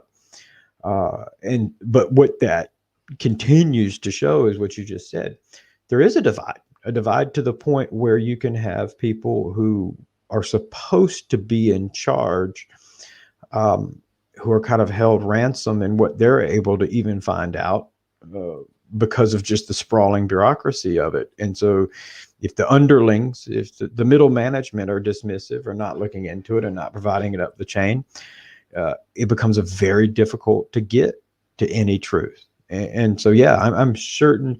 I would say Elizondo's statement there is 100% accurate with everything that I'm aware of, and everybody I've spoken to who works in government, who's familiar with this topic, is that it is. I might even go further and say maybe it's 60 to 70 in favor of wanting to know more, wanting to for themselves, wanting to know more for the public. But this smaller, 40 to 30% that are just like, nah, don't worry about that. Just, let's worry about this. And you're right. And then it turns into why, why into the 30%? I think, and I've brought this up in private conversations with people that if you look at the interview that Mark Warner, who is the chairman of the Senate Select Intelligence Committee, so the people who actually requested the UAP report, he's the guy in charge of it. He did it. He hasn't spoken out much on this, but a couple of weeks ago, I think it was an interview that was actually arranged through George Knapp, but he did a brief interview on it. And, his general gist was, yeah, we don't know what this is, but we're going to try to figure it out. But his parting words at the end were, I don't know. I think it's probably just a foreign adversary. And he kind of like chuckles. And I'm looking at this going, wait, what? Like, putting that in total perspective, it's kind of like if somebody ran in right now to your studio, Dave, and said, hey, there's a suspicious package outside, and you went, oh yeah, it's probably just a bomb. Don't worry. Like the idea that he's laughing off, it's probably a foreign adversary. If you really believe that, that's terrifying because you're just laughing off and not treating seriously a potential threat. B, I don't believe that you believe it's a foreign adversary, because maybe call me an idealist, but I'd like to think that the political leadership, if they truly believe that, would not be laughing it off. And I look at stuff like that, and I wonder, gosh, why isn't the mainstream press hammering that? Why isn't CNN and everybody going, hey, wait a damn minute. If you really believe it's a foreign adversary, why are we not making a bigger deal out of this? Goes back into that, what I said. It's paranormal. Nobody acts normal. Very true. Very true. Tim, when we look at this subject from a Washington point of view and what is happening there, okay, one thing that caught me off guard recently, and maybe I'm looking at this from an outsider's perspective because I'm not American, but I found it very interesting that if you go back in history 6 years ago, we saw President Obama go on Jimmy Kimmel and say he knew nothing about UFOs, absolutely nothing. And then recently he goes on James Corden. He starts off saying, I knew nothing when I entered office. He's stuttering and stumbling. If you watched his body language and the way he was speaking, and then all of a sudden it was like a light switch went on, and he starts giving the entire narrative about these craft that are entering military airspaces, like he has studied a rap sheet on these craft and is now talking about it. And then at the end, he goes right back to fumbling and bumbling his words. I'm not trying to say that insultive of President Obama, but it looked highly uncomfortable except for that middle portion. Did you notice that too, number one? And number two, if he did know about it and was debriefed on it, as any president should be, does this not make him a liar in front of the American public that he should be called out on? Sure. No, that's all very valid questions, and that's a tough ticket to book. But I'd love to be able to speak to President Obama and get some more intel on that and get some backstory in there. But yeah, and this goes back to something we talked about really early on in the show, is the why now. And we talked, I discussed that people like Chris Mellon and people coming out and talking about it, I think deserve a lot of credit for it coming forward. And one reason for that, and I encounter this quite frequently from the investigative side and as a journalist, and I'm sure you've encountered the same thing. It even goes back to criminal investigations. Typically, nobody wants to be the first person who talks about it, but once somebody else talks about it, then it's like, okay, now it's accepted. Oh wait, Chris Mellon talked about it and nobody, strung him up and burned him at the stake. Or, we have other, former CIA directors who's talking about it now and nobody's, stoned them. So, hey, maybe it's okay to be a little more forthcoming and say, yeah, you know what, this stuff is happening. It's real. I think if you go back to the joking comments with Jimmy Kimmel, I think you're looking at it at a time when you didn't have these kind of major, more modern players coming out and saying this is real. And so you don't want to be that first one. And especially, and I've pointed this out, when you look at somebody like Marco Rubio, who's come out and he's talked pretty considerably on this subject, is it's important for people to realize, whether, especially when you're president, but even when you're in positions like Marco Rubio and you're in Congress, you can get some candid responses if you catch them on the street corner and you see somebody with their cell phone, hey, tell me about UFOs, and you see them respond. That might be candid. But when you see any politicians doing interviews, what they're going to discuss and the outcome of what they're going to discuss politically for their careers is a conversation that goes on amongst their staff. There's multiple people involved. There's multiple advisors. And because they're always concerned is, how is this going to come back on us? And you look at somebody like Marco Rubio, who could end up trying to run for president again. We're going to see where it goes, my friend, as we got to go to break here at the bottom of the hour. Tim McMillan from the debrief.org. This man knows what's going on. He's got the pulse of the UFO field.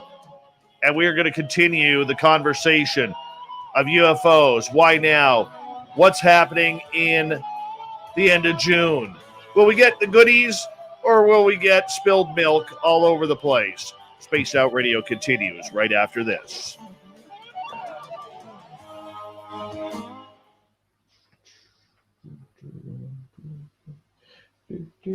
Hello. Oh, I hit the wrong button there. Turned you down instead of turning the stereo down. Hey, how's it going, Tim? Hey, man, what's going on, bud? Oh, living the dream. Oh, yeah. Yeah. But yeah, and I'll be, when we get back on air, I'll be glad to finish that answer if you want me to. But the long story short is, I think that when what Obama said, what he said on Jimmy Kimmel, was very much like a lot of the other presidents. They're on a comedy late night show, and the decision beforehand is, we're going to play to that crowd.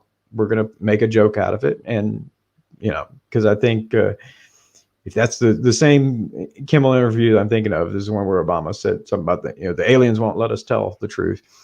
Could be. But I think now he was being a little more forthcoming. I think some of the stumbling, frankly, is because, just like I said, everything is parried. What are they going to say? What's the outcome going to be of what I say? And so in the back of his mind, I imagine he's probably wondering, is anybody going to ask me the question, which they should? Well, wait a second, Mr. President. If what you're saying is true, then why in the hell, when you were president, did you not make a bigger deal out of this? Yeah, but you could say the same thing about Harry Reid. I agreed. I keep our schedules haven't connected, but I've spoken to his assistant several times to try to speak to Harry Reid, because I'd like to ask that very same question. I mean, I'm sure he has an answer, but I want to know, like, why now? Why, when you were actually holding office and had power to do something, did you not make this a big deal? Why are you making a big deal now? But doesn't it also go to show the amount of power Harry Reid has if he's still one of the main forces in protecting Elizondo in Washington? Sure. Oh, yeah. Oh, absolutely. I mean, you're not elected. You shouldn't have any power whatsoever. Boy, I passed that sneeze right over to you. Oh, God. No, yeah. Sorry. Yeah, no, it's been a rough couple of weeks. I got my second COVID vaccine a week ago. And man, like the last 3 days after that, I was wiped out. And then somehow now I've picked up a cold since. So Jesus, it's probably the secret keepers trying to keep me down. Oh yes, they've you got injected with the chip. You got the chip. I got the chip, man. According to Nicole Sakic, she states the theory is that a sitting president will not publicly comment on this topic. So that's why now with Obama. And that may very well be true. And is that a current question? Is Nicole listening in? Because I know she's listening right now. Oh, hey, Nicole, because we had a good chat when I was on your roundtable, which was cool for you to invite me on. We'll have to pick that chat up again. Yeah. Nicole was the one who, she's the one who put me on the hot seat, which was, I appreciated.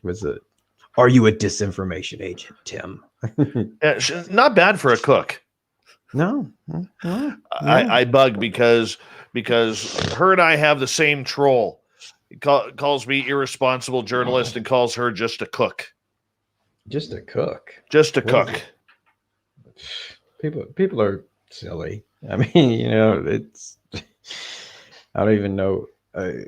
Okay, people are silly, but yeah. But I get the same criticisms and stuff, and it goes back to what we were talking about with the criticisms with Elizondo. I respect and appreciate people asking questions. I respect and appreciate Nicole saying, "Hey, look, some people think you're a disinfo agent. What do you have to say about that?" It's the ones who just say stuff. I think that's the most frustrating thing. You deal with that, I'm sure, is where people make accusations or even criticize your work, and you're like, "Dude, I'm right here. Like, you can just call me. Yeah. You can email me. Like, if you've got a question, man, why are you just?" I recently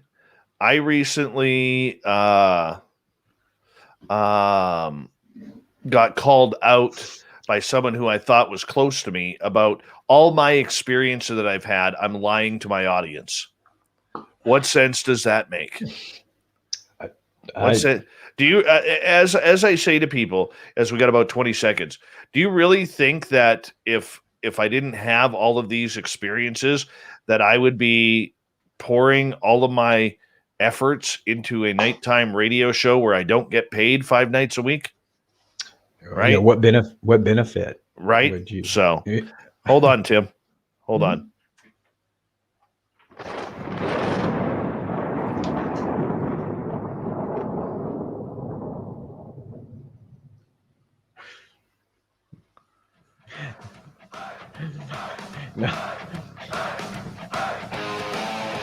We passed the halfway point of Spaced Out Radio tonight. I am your host, Dave Scott. Thank you so much for taking time to join us. We really do appreciate earning your listening ears. Want to remind you that if you've missed portions of this show or others, we got our free archives at youtube.com/Spaced Out Radio. Just do me the favor, hit that subscribe button. Our website is spacedoutradio.com, where we have a plethora of features for you, including rocking out to Bumblefoot and reading up on Captain Shirk's SOR Newswire. Follow us on Twitter at Spaced Out Radio and on Instagram at Spaced Out Radio Show. We continue on from the debrief.org. Tim McMillan is here. Tim, welcome back. Well, good to be here, man. And thanks for everybody listening in. And in the brief intermission there, I would just like to say, no, Nicole, unfortunately, I have not gotten any paychecks. Yes, because you are CIA, yes. If I was, I will just tell you that they have the worst benefits and pay in the world because they're non-existent, and or they're the best employer because they're non-existent for me. Right. Right. I got asked the other day, would I quit Spaced Out Radio by someone in the field? Mm-hmm. And I said for $200,000 a year, because I'm not going to work two jobs anymore. Right. I need $200,000. Why I came up with $200,000, I don't know. I really don't know. It's the first number that popped in my head because it sounded really good. Really good. Yeah. So, question from Shadow Time here. Was Luis Elizondo's father involved with Operation Northwoods? Yes. To the best of my knowledge, that's true. What is Operation Northwoods for people who don't know? Well, let me caveat that. If you're talking about was Luis Elizondo's father involved in different CIA-backed operations that involved the trying to infiltrate Cuba and Cuban resistance, yeah, to the best of my knowledge, that is accurate. And in fact, to the point where having spoken with Luis Elizondo's father, his father was a Cuban resistance fighter, and in fact spent time in Cuban prison, was arrested by Castro's people. So yeah, to that end, I will say that everything that I've heard and what I've been told is that's a true statement. Luis Elizondo grew up in Miami to the son of a Cuban resistance fighter, which is really interesting. I mean, it's a unique background. I think I've told him this and try to get a real handle on who is Lou Elizondo, and interviewing friends of his going all the way back to the Army and his father, his wife, all these people. He's got a very interesting background that none of which says that, oh, he's a big disinfo agent and this is, all of it.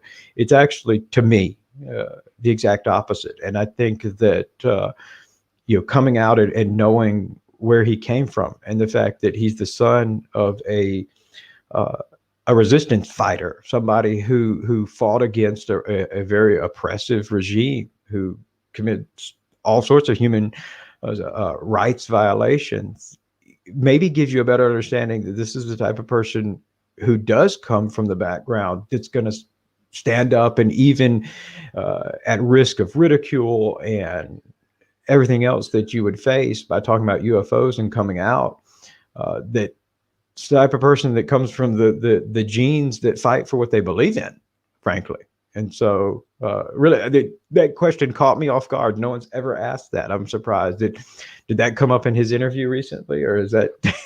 I don't know. Sometimes the audience just comes up with some incredible questions. Great question. And so, because now that's out there, because I've never had an opportunity where, I felt like it was relevant to put an article out, and a lot of that background about Lou's upbringing and parents and everything was all me trying to verify, is this guy who he says he is? So, it wasn't necessarily for any type of article, but yeah, to the best of my knowledge, that is very much accurate. That his father was a Cuban resistance fighter, whether or not he was involved in Operation Northwoods, which off the top of my head, I believe was one of the CIA back. They were constantly trying to infiltrate Cuba and the Bay of Higgs and all of this. So, whether he was involved in that particular operation or not, I don't know. Whether or not, the CIA, just saying the CIA backs something like that doesn't mean that you're like meeting at Langley every day and getting your marching orders. But in a roundabout way, yeah, no, that's true. All right. Irish Lincoln is asking, what are your thoughts on Gary Shewfield's NFT being pulled by Rarible? I am going to say that I honestly am not sure. That's the alien autopsy video. Oh, okay. All right. Yeah. I was thinking that with Ray Santilli. Well, we did that story on the debrief when we found out that was for auction. And that was one of those ones where I said that the people may not agree with it, but I considered it. And that wasn't my story. That was Chris Plain, who writes for us, really good writer, who did that one. But I told him, I said, people are probably not going to consider it this way, but I think that's real service journalism in that,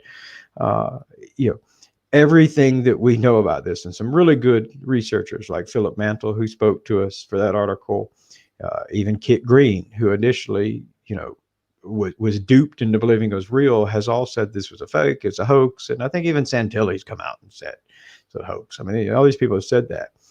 And so I remember when I saw that whole, it was being sold as an NFT for $1 million starting bid. I remember going, come on, dude. I think it's one thing if you're going to sell it and say, hey, here's the slide from this famous hoax, own a piece of historical oddity. Okay, that's cool. But if you're going to try to bill it as this being real, and then especially $1 million, come on. I think that goes into the realm of you're just taking advantage of people. And that's not cool. You're perpetrating a scam, which you already tried to perpetrate the first time, admitted, and then now you're like, hey, we're going to re-scam it. Like, come on, dude. And so, I that was one of the articles I was glad to see us cover and get out there because, hey, at least that way, if somebody paid $1 million for it, up front this is not real. As far as them pulling it, we were told that they pulled the listing, and then so we reached out to Rarible and said, what's the deal? And they told us that it had not been pulled and that it was a glitch in the system, and gave us a different link for it, which I think we updated in our article. So now if anything's changed beyond that, I'm not sure. So I don't know for a fact. Last I heard it had not been pulled, but maybe it has. Well, I'll get site went down to check on it. Yeah, okay. the site did go down today. And, okay. Of course, there was all the rumors about whether or not the government had pulled it down and, little ridiculous stuff like that. But, I mean, it's kind of interesting on how it plays out. I don't know how it really works or anything, but I don't even understand why people would pay that kind of money or anything for an NFT. Like Jack Dorsey's first tweet on Twitter, sold for like $2.5 million or something like that. Why? Dave, I don't know. Maybe I'm just getting older because I find myself reaching this point in life where I look at a lot of things and I'm going, I just don't understand that. And I don't understand you crazy kids nowadays, because I do not understand the whole NFT thing in general. It's this idea that you're like, well, I own it, but anybody else can use it. And, it's like, but what? It's kind of like owning magic. And we've covered some of those stories, and I've seen some of it where people paying just ridiculous millions and millions of dollars for somebody paid an ungodly amount for like a pixel. And I'm going, why? If that's the case, you just got too much money. And I mean, there's a lot of people out there who could use a little more money would be able to do better things with it. Wait until they start putting rookie cards up of like Michael Jordan, Wayne Gretzky, LeBron James, or Mickey Mantle or Babe Ruth. That's going to go crazy, dude. Crazy. Let's get to a question here from the audience. This one comes from Joe. Tim, if you were offered a ride on a UFO by aliens, would you go? Absolutely. Sure would. I mean, why not? What if it was one way? No, I wouldn't do it if it was one way. And because at the end of the day, like you said very early on the show, I am a family man. I mean, that's why I walked away from, I bought out my last 3 years to reach my 20 to get a retirement from law enforcement. It's because it was a job that was very demanding and took me away from my family. And I have three little kids. And so if it was a one way, no, because, that would be, not being able to watch my kids grow up and spending time with them would ruin the deal for me. But if it was just a tour around, heck yeah, why not? I'd do it all day long. All right, let's get to another question. Scott Brown is asking whether or not you have any new UFO news that's going to be hot off the presses anytime soon that we haven't heard about yet. I do have a couple of things in the works that, is probably not going to me, they're really exciting. To me, they're meaningful. They're well-researched. I've spent a lot of time on it. And I think it will put a really interesting kind of broader picture on things. Is it new groundbreaking? Like, is it going to be some kind of great new leaked information? Let's say comparable to when I did the article about the Bass 10-month report or even the Fast Movers article. No, it's not that. To me, I think I do have a lot of things in the works that I think are really good articles that will hopefully kind of add to the body of knowledge of this going forward.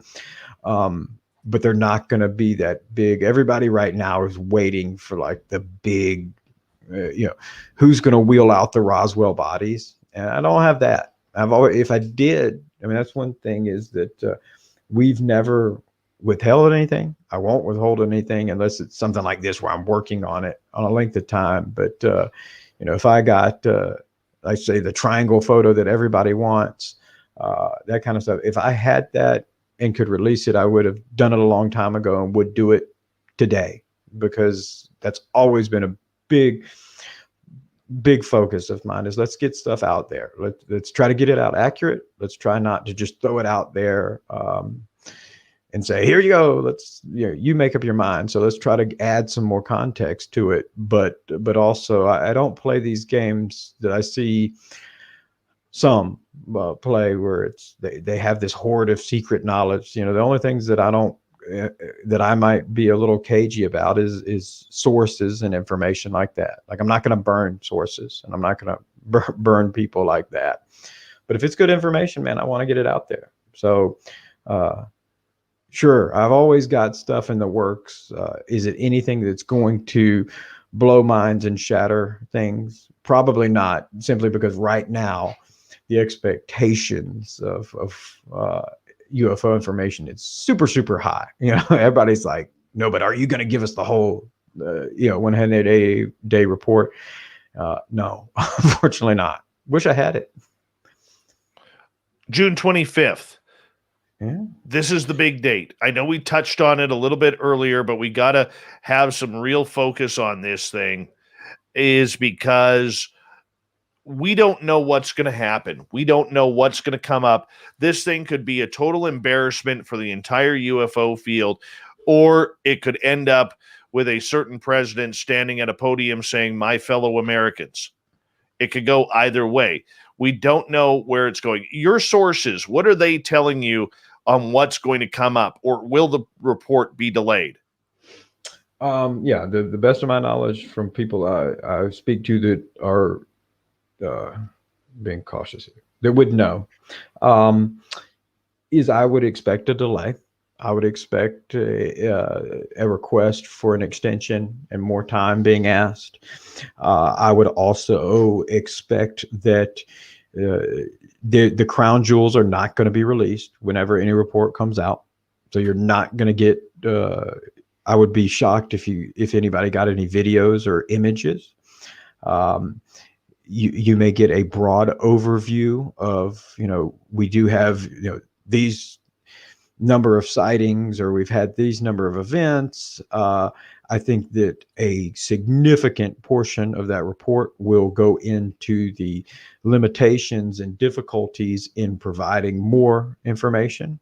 And so, again, everything I think that I have indication of is this is a lot like a mechanism to try to get more expansive support, authority, in particular, getting a type of joint forces authority. And I think that's one thing that's missing even now with this task force, is that even now they do not have the type of authority and power behind them that they could just walk into any agency, or, we had this, the Navy's reported this sighting. And so they go to the NRO or the National Reconnaissance Agency, or the, even the Air Force, and say, hey, did you guys have anything, or do you have any data? And if those agencies go, piss off, dude, we don't have time for this. They don't have the muscle behind them to go, oh, no, you're going to listen to us. Now, the one real trump card here is the involvement by the Inspector General's office that's come in. That is really, really fascinating. And that, quite frankly, I think could be much more significant than even the 180-day report. The IG's office as a whole, it's a beast of another animal now. And once again, that's being corn-fed by Luis Elizondo and Daniel Sheehan. Correct. They've thrown their hat in the ring. This is what makes it really interesting, is that I feel highly, highly confident in saying that initially there was a lot of political pressure, which is a good thing. That means that some of the politicians were already expressing frustration towards the Inspector General's office to get involved. And then I think once they said, okay, we'll look into this, like you said, I think now Luis Elizondo and his attorney, Daniel Sheehan, had thrown their hat in the ring and saying, hey, if you're going to be looking at this entire topic and how it's being handled, you need to also look at how Elizondo has been handled. And that's really, like I said, it's one of those ones that will certainly not be as public facing. The IG is, they've called in Joe Friday. I mean, they're as straight laced as they come, just the facts. Nobody, the outcomes of what they deal with can ruin careers. Bad IG reports can spell the end of your career. It doesn't matter who you are, short of the Secretary of Defense or the president, nobody can tell the IG, I don't have time for this. Like, you're going to come sit and you're going to talk and you're going to be truthful. It's like being in an internal affairs investigation. And so they have tremendous power. And so I'm really, really, I think I'm more intrigued by what is going to be the outcome of the IG's involvement as opposed to the 180-day report, to be honest with you. Because the IG is that they're a separate entity, and they're, if you look at any of their previous work, what their report could ultimately look like could be incredible compared to the 180-day report. The best example I can give is that during President Trump's tenure, they investigated a single tweet that he put out, and they turned in like 165-page report and said the president's wrong. I mean, that's pretty impressive. You're like the chief executive. So I'll be very, very interested, very, very interested to see what comes out of that. That could end up being a much more substantial player in this game than people realize. That is very true. Let's get to a question from Jonathan here. Tim, has the triangle coming out of the ocean pic going to be released? And have you seen it? Yes or no? I don't know in terms of whether it's going to be released. I've told everybody I do not have any copy that I can release. I don't have a copy to put out of there. In terms of what I have or haven't seen, I'll just say that I'm extremely confident that it exists. But again, like that image and that whole kind of sequence that goes with that image, those are different than some of the leaks that we've seen recently. Those leaks that we've seen recently are all, to the best of my knowledge, unclassified, though they're for official use. It's not like they're meant to be publicly disseminated. Whereas the triangle photograph is classified. It's in a whole new ball game. If that came out through unofficial channels, that's something that you're going to see spurn real deal and FBI investigations. People go to prison for type deal. So I would love to see it come out. I think that would be great. When or if, I don't know. And I think part of that relates to the fact that I initially in some of the talking, some of the conversations that I had with sources and everything when we were working on that Fast Movers, I think there was some confusion on my own part in terms of how that photograph was captured. And I think even going back to that, I think initially there was the indication that it might have been captured by a cell phone image similar to the series of images that one of which that we have published in December, and then George Knapp later has published those 3 images that were captured with a cell phone. I believe the triangle photograph was actually captured with a actual U.S. platform sensor system that is possibly extremely classified. And so that's going to be one of the roadblocks there as well. It's not just that this triangle or whatever it was is classified, rather how that image was captured is classified. So I hope so. I mean, everybody who has seen it describes it as a very high fidelity image that begs the question, like, what the hell is that? So the short question that everybody keeps answering is, please stop expecting me to suddenly come out of the blue and drop this triangle photo. Because if anybody in government thought that I recently had it, they'd probably have the FBI over here in Germany searching the house. But because to the best of my knowledge, that is a highly classified image. Well, we're going to see how highly classified it is, because Lou Elizondo last night on the show stated that he believes there is a very interesting video about to come out. Very interesting video that is more compelling than what we have ever seen. And I'm going to be curious about that. I really am. I hope we're not setting ourselves up for any sort of disappointment with that, because I think we've seen some great videos. I think we've seen nothing out of the sorts that says, ooh, that is a UFO. There is no hammer and sickle on that tail wing or anything like that. Tim, I'm going to get you to hold on right there, because we're 2 hours down already. We have Lieutenant Tim McMillan from the debrief.org on for another 30 minutes before we get to the SOR Newswire and the Thought of the Dave. Stay tuned. Spaced Out Radio continues with hour number 3 right after this.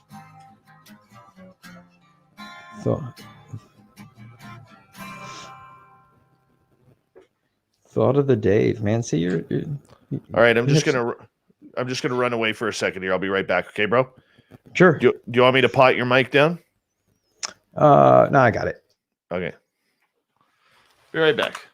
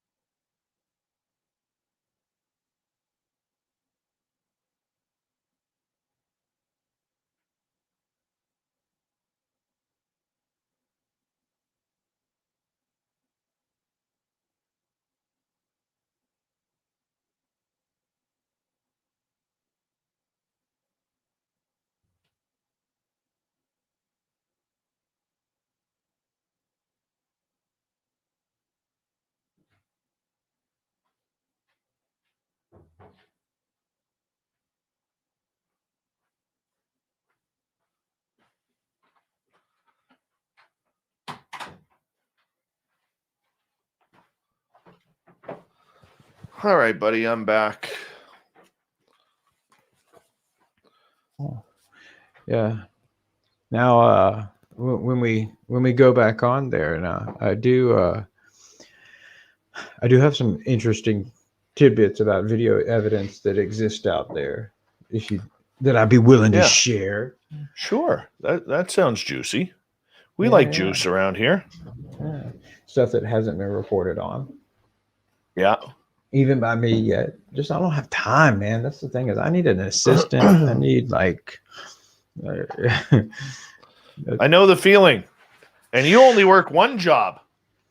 yeah, but that's the bad thing is now because like I run all the day to day for the debrief. And so that takes up a lot of time. I don't get to do a lot of the good investigative journalism that I like. Or it just slows things down. Tell me about it. Mm-hmm. I appreciate that, man, and I appreciate that sentiment.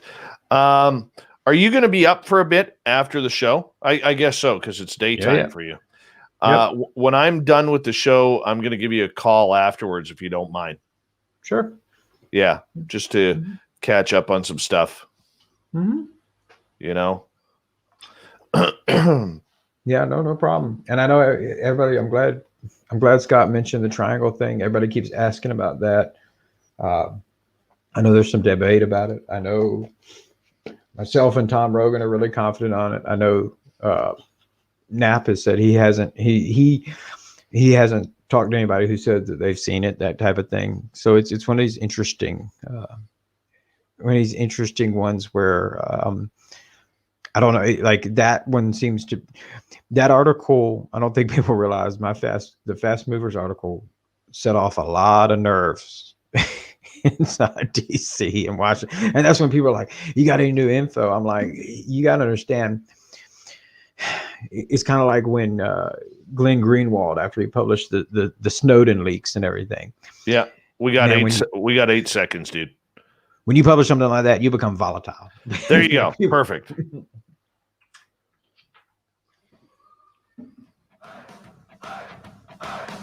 Would you like to connect with us? Head to spacedoutradio.com for all your latest show info. Now, back to Dave Scott and SOR. Third and final hour of Spaced Out Radio is underway tonight. My name is Dave Scott. Thank you so much for taking the time to join us. We really do appreciate earning your listening ears wherever you are on this beautiful planet we call Earth. Big thank you to everyone tuning in on our terrestrial affiliates around North America and digitally on TalkStream Live, Revolution Radio, and KPNL. All of our archives are free by going to youtube.com/Spaced Out Radio. Just do me the favor, hit that subscribe button. The Desert Clam has set the password for tonight in the SOR Space Travelers Club. What do you got for us, Clam? Falsidical. Falsidical is your password. Use it wisely, space travelers, as the Clam sets the password each and every night right here on Spaced Out Radio. Our website is spacedoutradio.com, where we have a plethora of features for you, including rocking out to Bumblefoot and reading up on Captain Shirk's SOR Newswire. Follow us on Twitter at Spaced Out Radio and on Instagram at Spaced Out Radio Show. Tim McMillan is with us until the bottom of the hour. He's with the debrief.org. You want to check him out if you want to stay up to date on the UFO news that is being put out there to the world. Tim, welcome back. Well, welcome. Good to be here, man. I can't believe time's flying by. Jeez, I know. 2 hours. It's crazy. I know. It is insane. I want to ask you a quick question from Solar Warden here. USS Trepang 1971 pics. Have you ever seen them, Tim? Some weird crap if they are real. Can you describe them for me? Because is that the ones coming out of the water as well? Is that the triangle? Is that what that is? Do you know, Dave? I'm not sure. Okay. Yeah. I'm Googling right now. Okay. Yeah, because the name there, the USS Trepang 71, doesn't ring a bell. Other than I think that maybe that is a reference to some interesting triangle pics. It looks like a triangle coming out of the water, and a big Tic Tac type of aircraft. Yeah, I have seen those images, and I think that somebody, maybe John Greenwald at the Black Fault. I think there's been some contention that is a type of radar balloon deal or some type of aerostat. I'll say I don't know, other than they're interesting. They're very compelling. And so I think that the belief that they are radar balloons or some type of aerostat comes from that they resemble some that existed. Whether that is exactly what we're looking at there or not, I don't know. I don't know that those have been completely debunked or proven to be exactly what it is, other than the really sprinkled out there accounts of triangles or objects that are, transmedium is now the new buzzword, that are going in and out of the water. They are out there throughout, again, going back kind of decades. And frankly, I've said that I don't know that we really have a firm grasp on just how frequent those types of sightings are, or in particular sightings related to maritime in the oceans are. Because if you consider, at one point, one of my gigs in law enforcement was actually working with customs when they'd have new ships that would come in at the Savannah port, the port authority there at Savannah, which is a major hub, to board the vessels and search them before they would come into port if they were from a country or a company that had never ported before. And I can tell you that, this 98% of these merchant vessels, or a lot of the commerce that's traveling on the waterways every day, these are foreign-based companies. They're from different areas, Africa, Eastern Europe. And you look at that and go, if these people are seeing stuff, who did they report that to? Probably no one. I mean, it's how many unreported things, could merchant vessels that are on these waterways be seeing? I mean, there could be ungodly amount of data out there that's never been recorded, because if you're from Moldova and you're on a merchant vessel for 4 months and a triangle emerges out of the ocean, zips past you, you port in another country, you port in America, who are you going to report that to? And then when you get back to Moldova, who are you going to report that to? And so unlike civilian sightings that we have that are over bodies of land, where especially we have organizations like MUFON or NICAP, different organizations that you can report them to, or Twitter or any of that.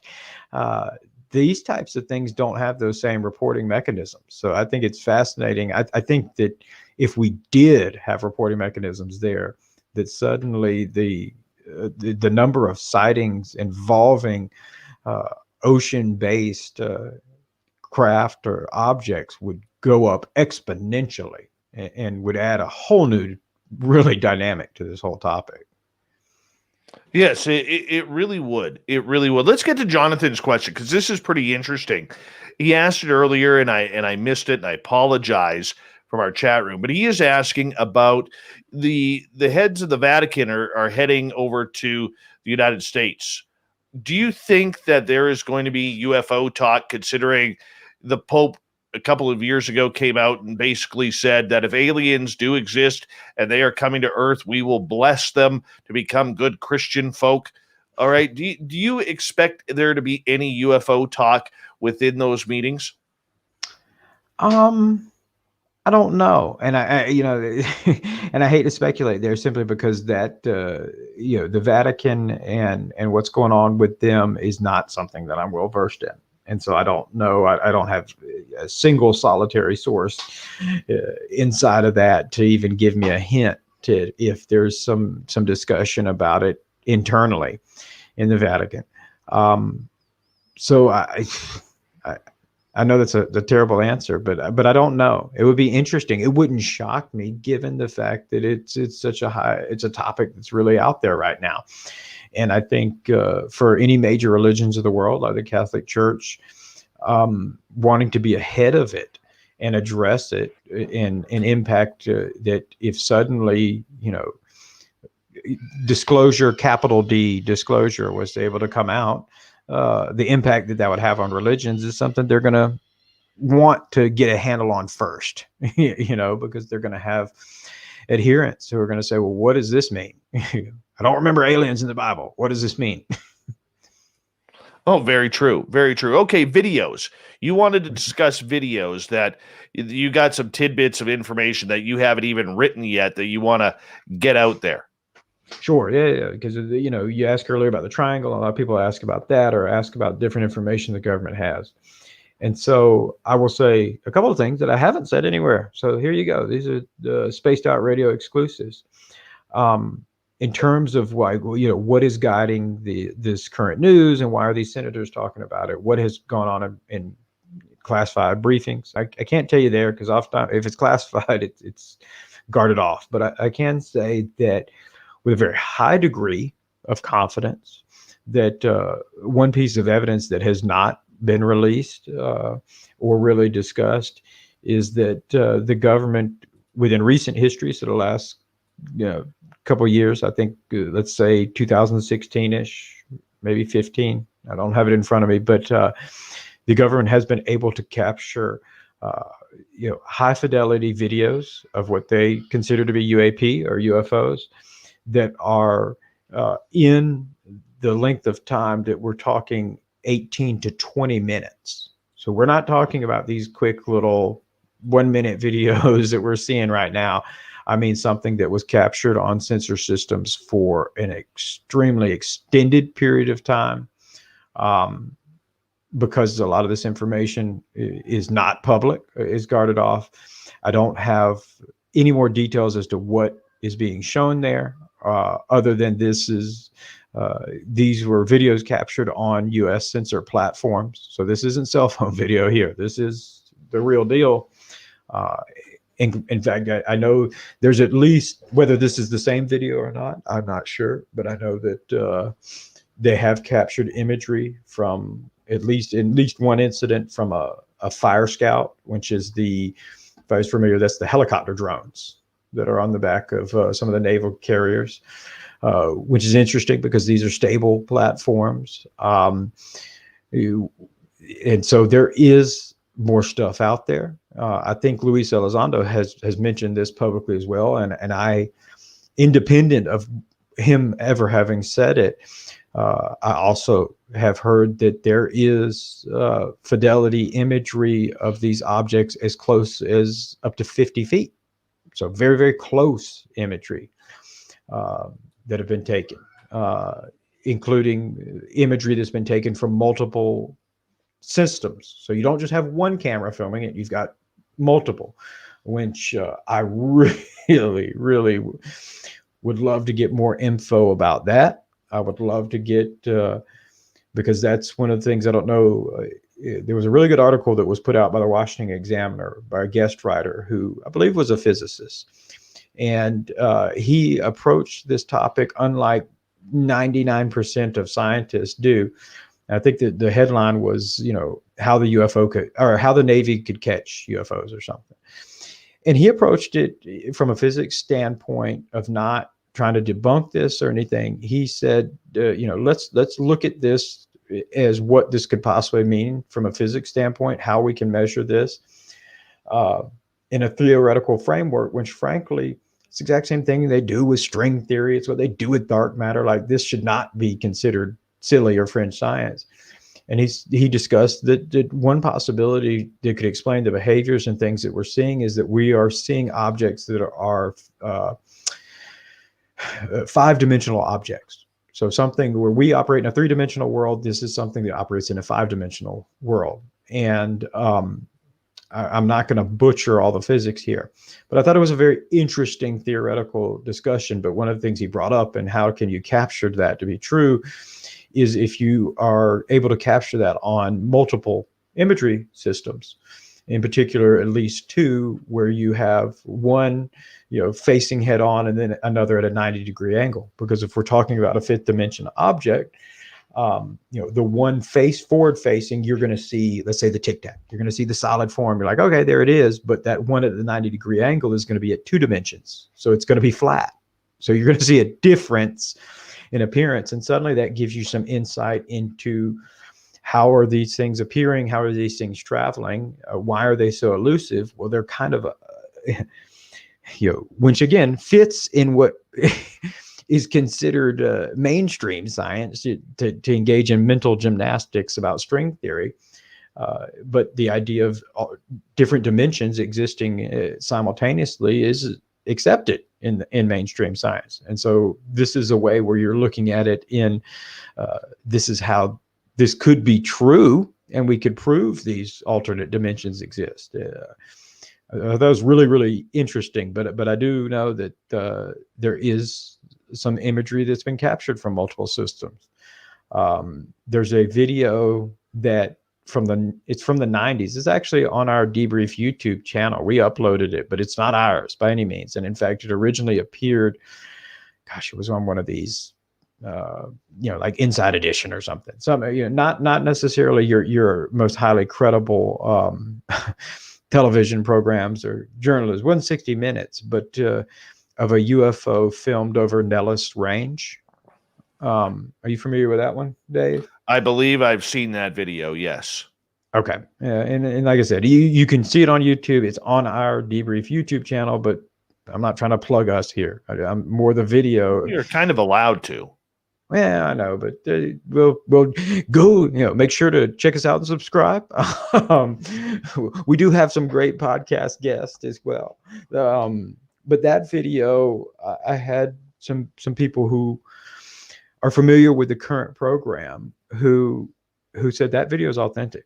And I think the origin of it was a little dubious. Like they tried to sell it to Inside Edition or something, and it was supposedly filmed at 2 different radar stations. But people who I trust, who have provided reliable, accurate information consistently in the past and are in positions to know, they told me that video is real. And I think I encourage people to watch the video because it's very intriguing. It is a long video.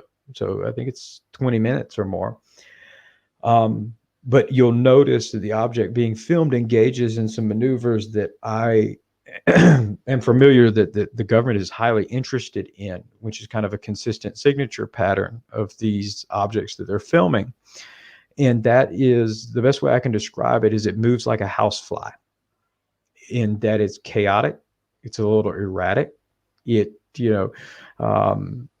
is going one way, then it darts another, acute angle turns that are not normal. We don't have craft that can fly that way.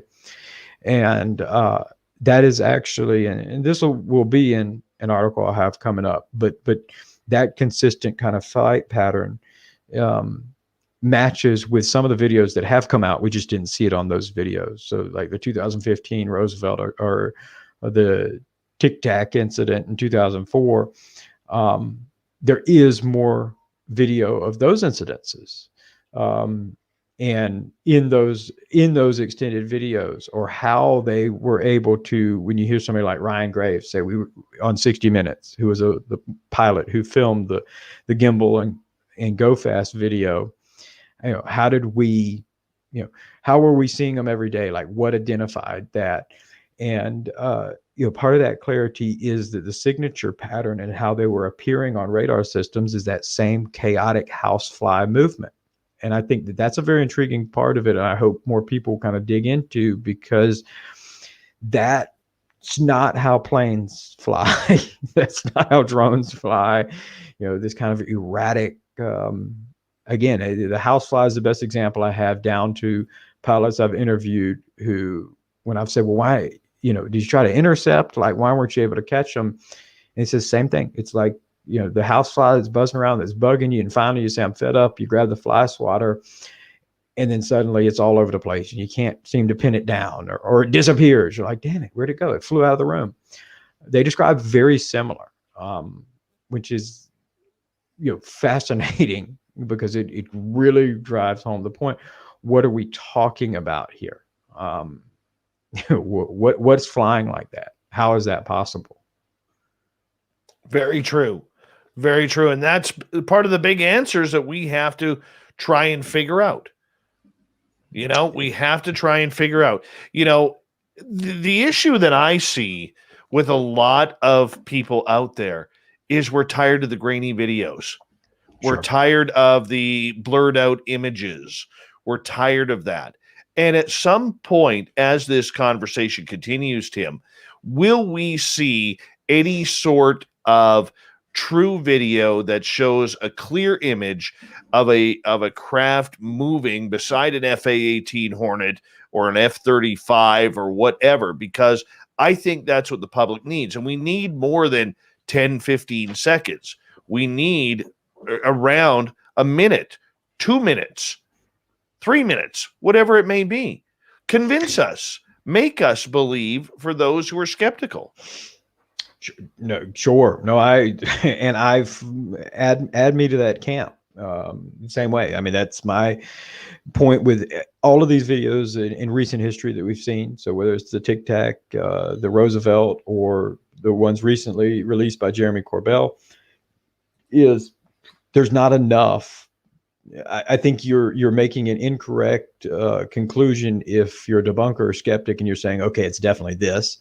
Or I think if you are jumping in and saying, if you're more of a believer and going, oh, here we go, this is definitely a UFO or UAP, or it's not of this world, simply because there's just not enough info there. I mean, we don't have, I want to talk to the people who filmed it. Why are you filming it? There's so many pieces there that are missing. So you can't make a definitive conclusion. And are we going to see it? I don't know. I hate asking you a question, but I'm always curious. Is part of it, me wonders, the lack of good high fidelity and good imagery on this stuff, but a just dearth of credible eyewitnesses. Is the problem here us or them? Meaning, is there a reason that we can't get good imagery? Is there something that's going on here? Is it because there is good imagery that hasn't been released to the public, or is there we can't seem to get good imagery because whatever it is doesn't allow it? And speaking very broad strokes here, and by doesn't allow it, we could be saying overtly, prevents good imagery, or is it just based on the fact of where our technology and science is? If we're talking about something that is outside of our confines, like I brought up with this whole idea of an object in fifth dimension, do we even have the type of systems that could film something in fifth dimensions? I mean, I don't know. Putting on my cognitive psychology hat here, which is where my academic background is in, it's very accepted and proven in neuroscience that there is a just wealth of stimuli that are around us all the time that we don't perceive. There's a lot of stuff. I know we don't have enough time to get into all those studies, but we don't capture that on video either. Here's my thing. There are thousands of people who are capturing potential UFOs on their cell phone. Mm-hmm. I think a $60 million FA-18 Super Hornet will have a high quality enough camera to get us a clear image. Now, if it's moving at 80,000 feet per second, it's going to be tough. Let's just be honest. That's a blink of an eye. Sure. All right. And I get that and I can appreciate that. But for something that's sitting out there, or when you have these drones or whatever you want to call them, hovering 60 feet over a helicopter pad of the USS Kidd, that's pretty easy to take a photograph of. Sure. Unless they're like Bigfoot, they can make themselves blurry because everything, we only got about a minute and 10 seconds left with you tonight, Tim. And I could go another 4 hours as normally we normally could, but we have to keep it short. And I promise you, I will be calling you after the show, about half an hour after the show. But do us a favor. Tell everybody where they can find your stories and your information. Sure. Yeah, you can check us out on thedebrief.org. Stuff's coming out every day. And so, on breakthrough technology, science, I mean, that's what we cover predominantly, but we will also cover the latest in breaking and incredible UFO news that comes out there. We don't cover it every day because we're only willing to cover stuff that we think is really highly credible. So by all means, you can check us out there, or you can check, me out on Twitter, LT Tim McMillan, at LT Tim McMillan. So I'm on there. So feel free to check it out. Reach out anytime. I try to get back to everybody. I can't always, but I do try to connect with everybody or answer questions anybody has. We appreciate you, man. And after that June 25th, expect a phone call from us to bring you back on to talk about and break down what's going on. Tim McMillan, everybody, thedebrief.org. Coming up next, we have the SOR Newswire. We have the Thought of the Dave. Stay tuned. Spaced Out Radio continues right after this.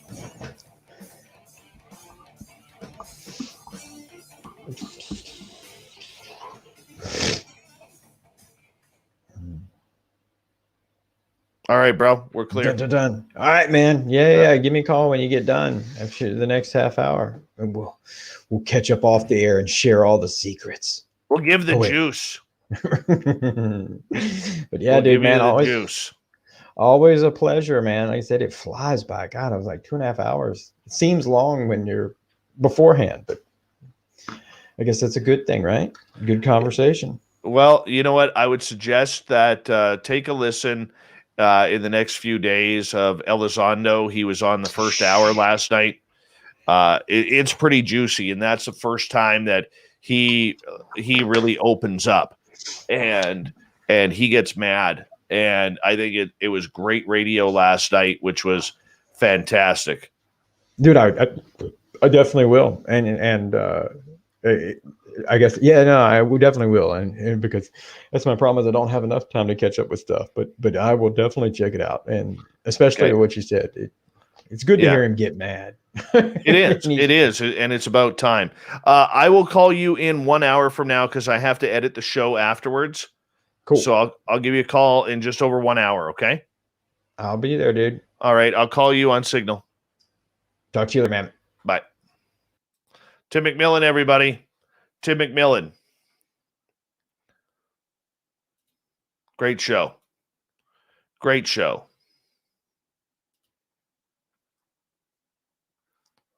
All right.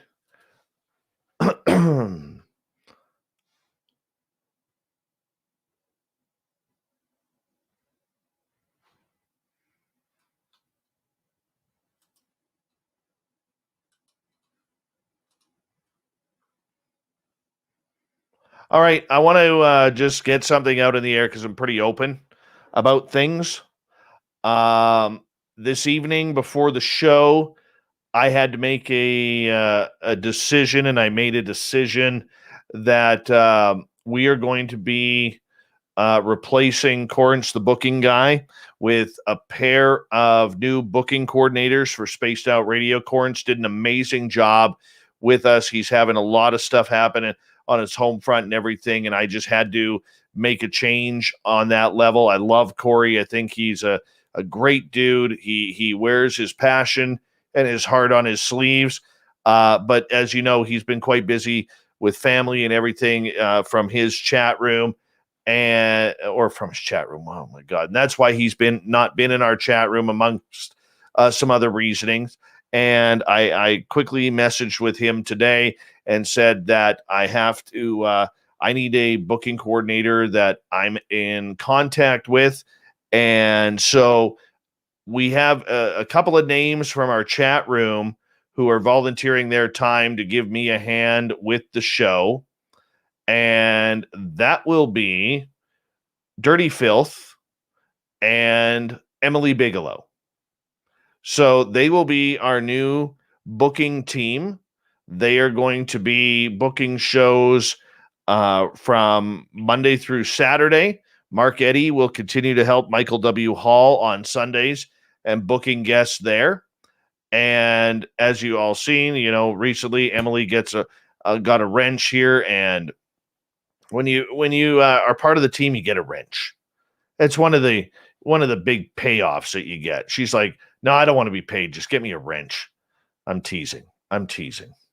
But, thank you to Emily and Fylth, and big thank you to Corrence, the booking guy, for for his help, and I'm hoping we can talk again very soon about this. And it's tough. It's a hard gig. It takes some time, but I think it's going to go well, and I think it's going to go really, really good. I don't know what that means, Vin. I don't know what that means. So let's keep it up. All right.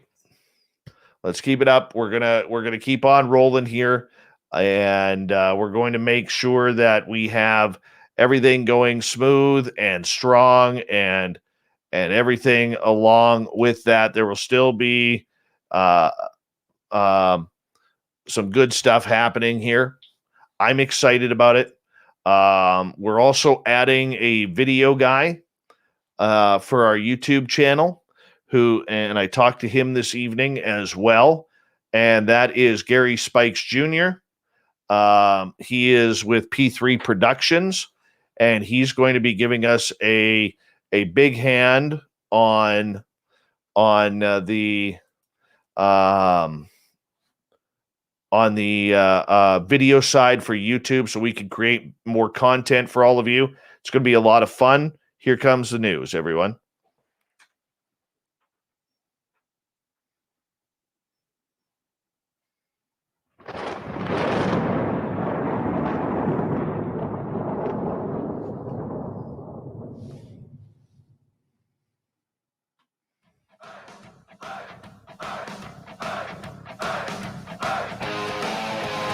We've rounded third. We're heading for home tonight on Spaced Out Radio.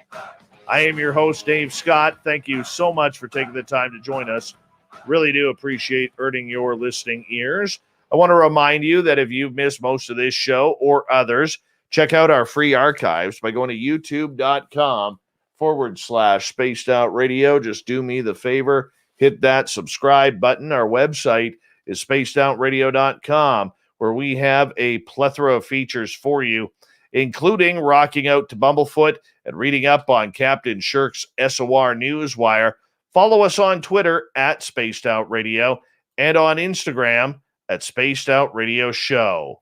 Speaking of the news,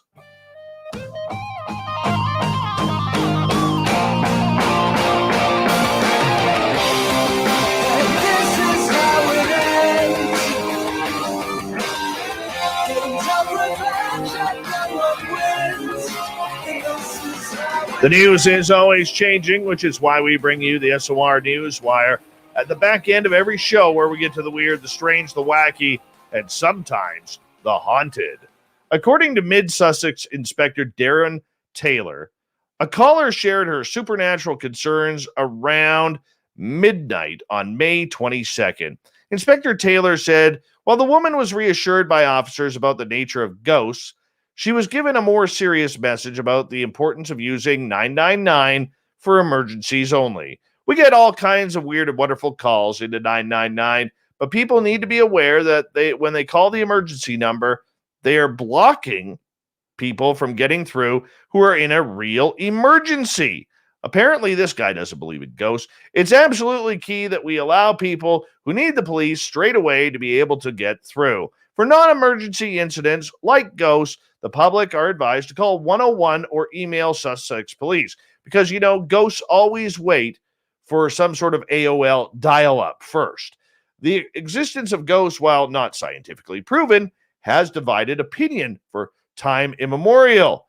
Whether individuals have the ability to summon ghosts and to bend them at their will, for example, to haunt their neighbors, is another source of debate. How did this all happen?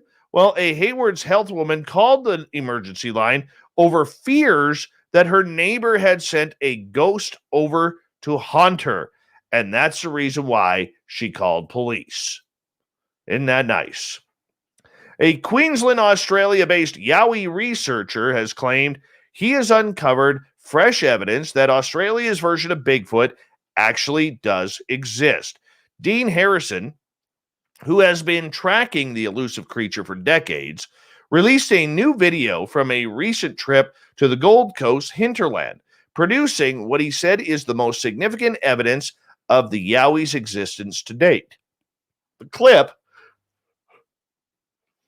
taken on May 4th at Springbrook National Park, used thermal technology, shows that what Mr. Harrison said are two 9 feet tall Yowies in the wild. Speaking to the media, Mr. Harrison said that the night vision shows something hugging a tree before two huge Yowies step out into view. How cool is that? We estimated that they must have been at least 9 feet tall and that they made no noise arriving and no noise leaving the area. We wouldn't have known if anything was there if it wasn't for the thermal cameras.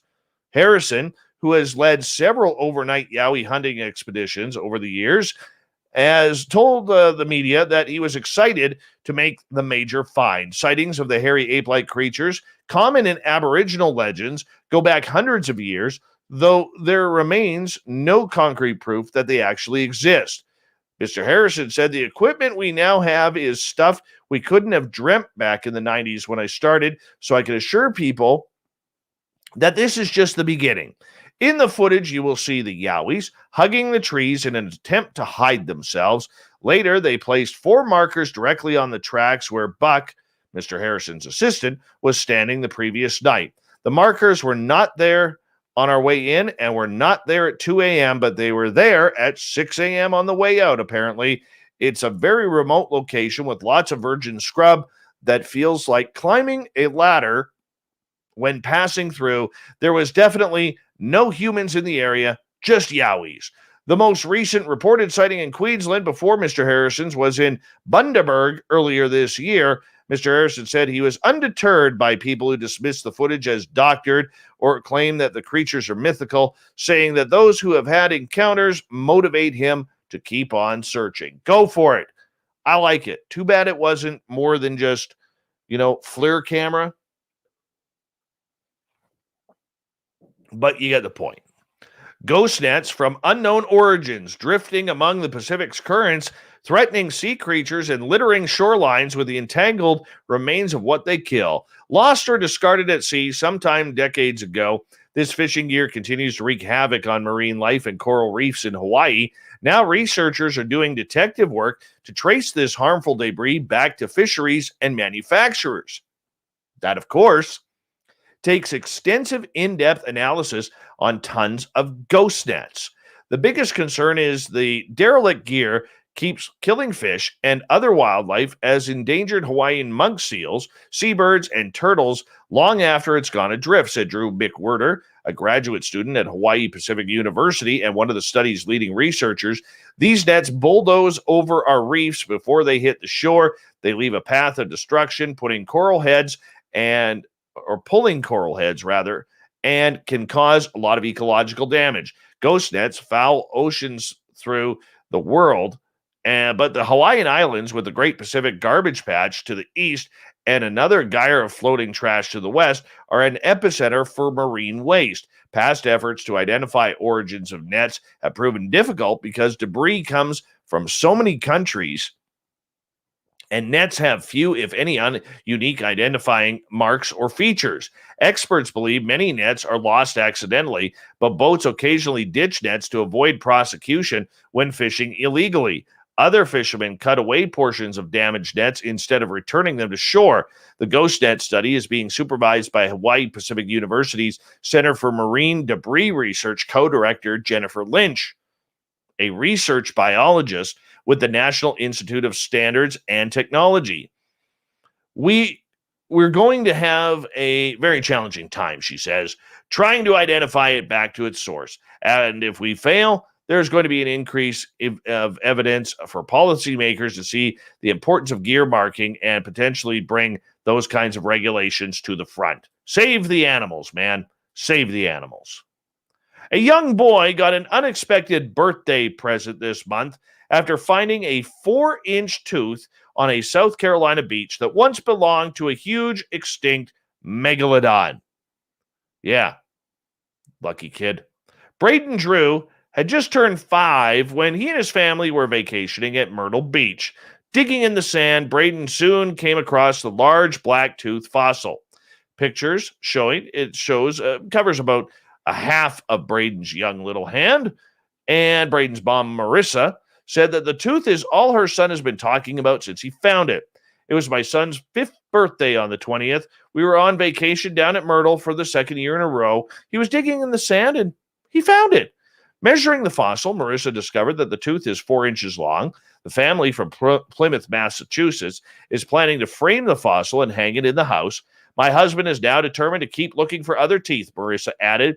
He found a huge conch shell in Cancun a few years ago, so I think it runs in the family. Experts have confirmed that the tooth once belonged to a megalodon, an extinct species of shark that Dave thinks is still patrolling the oceans of the world.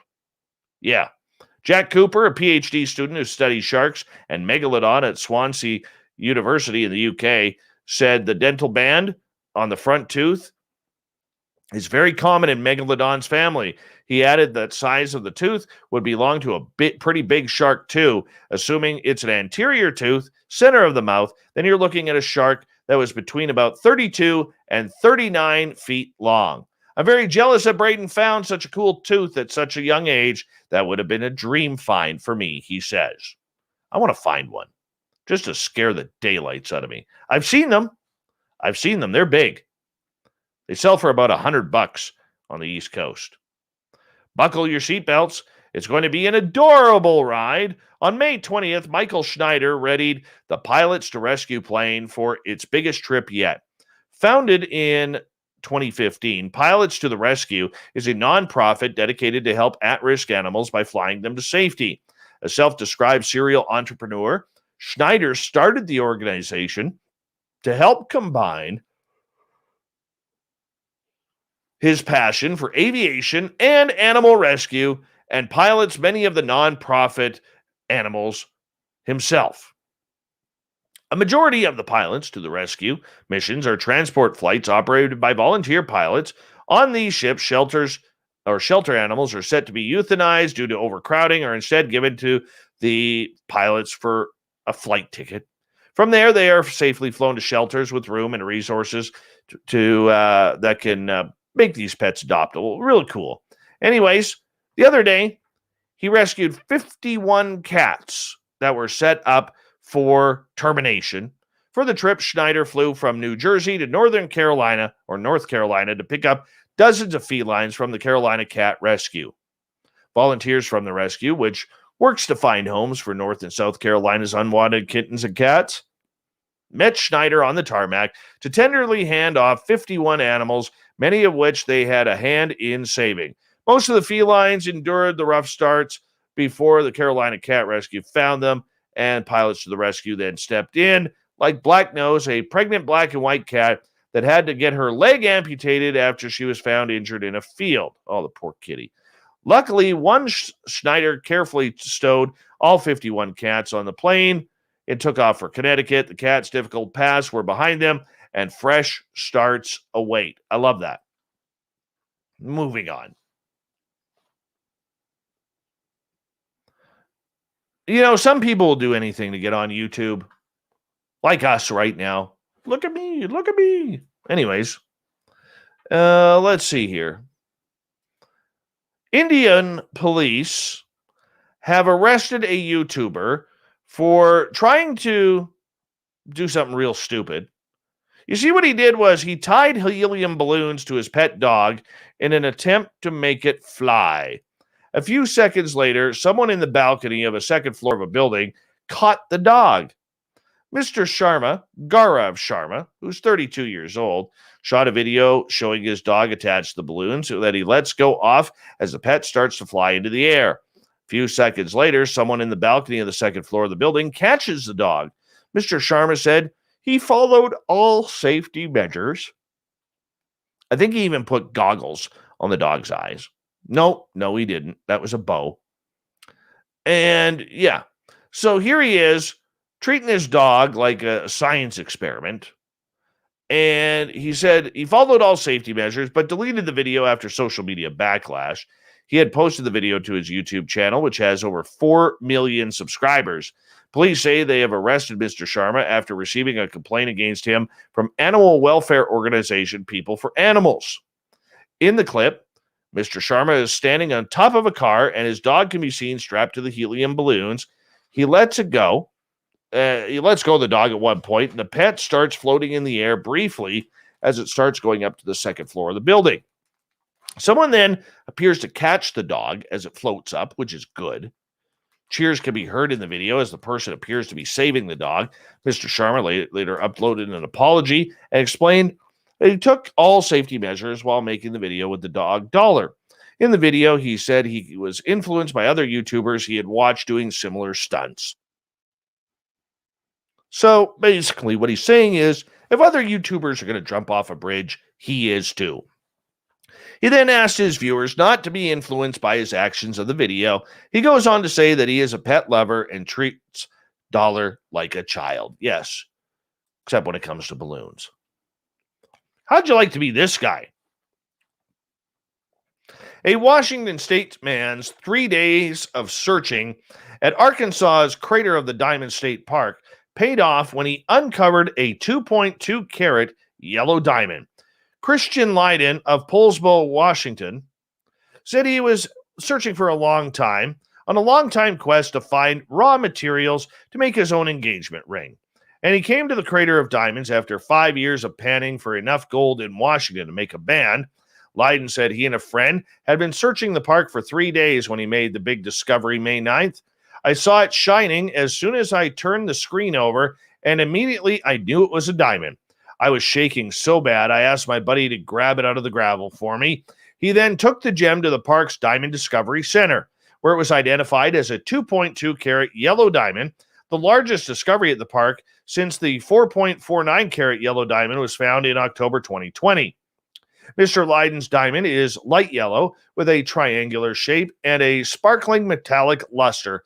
Like most diamonds from the park, it contains a few inclusions, making it one of a kind, said Drew Edmonds, the park's assistant superintendent.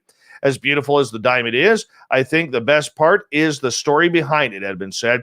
Since the 8th grade, Mr. Lynn has dreamed of creating a special ring for his future wife with stones and gold he mined himself, and now he can make that dream come true.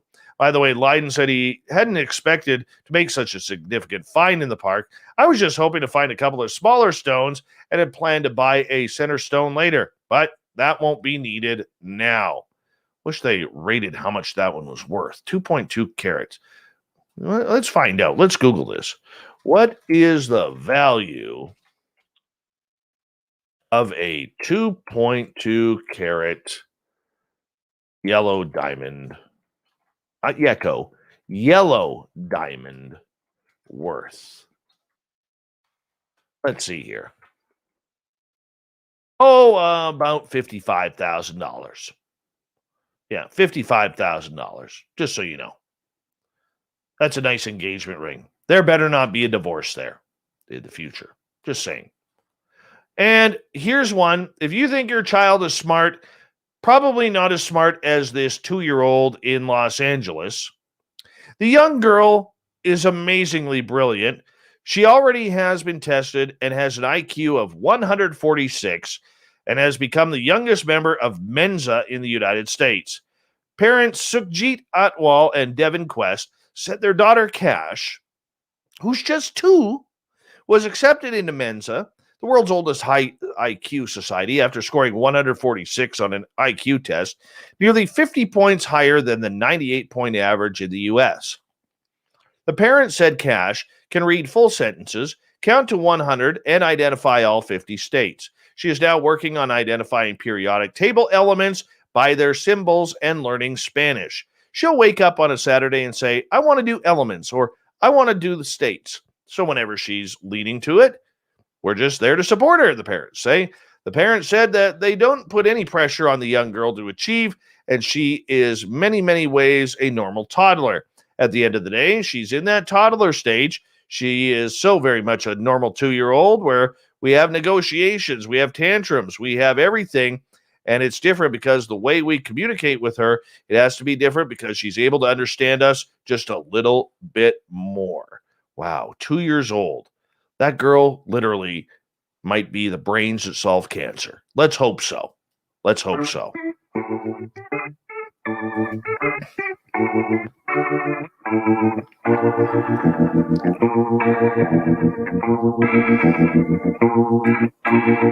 Thought of the Dave happens every night at this time, where we ask a question on our Facebook and Twitter pages, then read your responses on the air because we love the audience participation around here.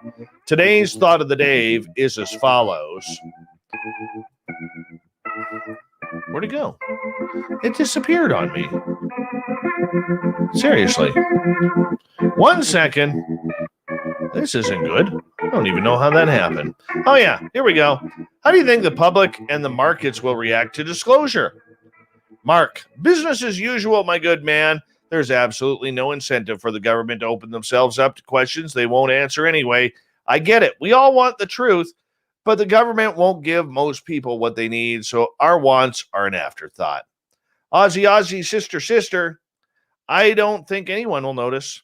Tim, 9/11, they recovered. COVID, they recovered. And those were major events directly related. The markets won't suffer. Maybe some short-term dip if the news decides to sell clicks by scaring people for a day or two, but they'll be fine. Pretty much a nothing burger. Let's go to Tom. Crypto will explode, I hope. Oil will collapse. Weapons tech companies will go through the roof after 1 or 2 weeks of being shocked. Maybe POTUS will close stock markets for a week, as Richard Dolan predicts. Gold and silver will increase, I think, same as wheat, rice, etc. Big pickle. I am not sure it would even blip, but if it did, stocks in military tech and toilet paper would skyrocket. Hard candy. It will definitely be a source of some incredible memes. That's how my generation copes, but I truly believe it will be taken seriously. Strafe. Panic, pillage, and buy, bog, roll. Stock up on guns. More pillaging. T-shirts. Lots of T-shirts, says UFO Experience. Lots of T-shirts. Let's continue on. Marty. The majority of people, over 50%, are ready. Others will come along. Some will think the sky is falling, especially among the staunchly conservative religious, but that will be the minority. Indigenous people of the world will ask, what took you so long? Andrew, hold on for a wild ride. This bull is bigger and badder than Red Rock. If this bull bucks or kicks, that's the answer. Greg, price of gold will probably go up. Isn't that what the Anunnaki were after in the first place? Darren, I suppose that depends on what is disclosed. If they say aliens are here or coming, survival equipment will be the new gold and preppers will be the new kings and queens of the world. If they disclose stuff we already know, nothing changed, and us UFOers need to keep on pushing. Thank you to everybody playing along in the Thought of the Day. We will do it all again on our next show, because that's what we do here on Spaced Out Radio on Twitter and Facebook, so make sure you take a look for that. Thank you to Captain Shirk for the SOR News Wire, and to Tim McMillan from the Debrief coming on in and breaking down the latest UFO news. We got Mr. Ron Bumblefoot Thal rocking in the background with Little Brother is Watching. Bumblefoot is the official music of Spaced Out Radio, rocking us in and out of every single show. Get your horns up for the guitar god himself. Special thanks to everybody listening in at home, at work, in your cars, wherever you may be. Thank you to everyone rocking out with us in our chat rooms on YouTube, LGAB, Twitch, Revolution Radio, Spreaker, the Space Travelers Club on Facebook, and on Twitter at hashtag Spaced Out Radio. Remember, this show is copyright by Spaced Out Radio and SOR Media Ventures Limited.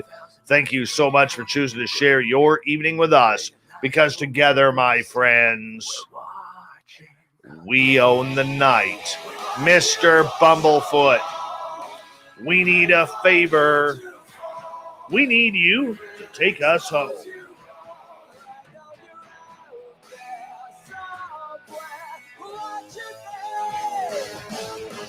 Yes, the Woo train has docked for the night.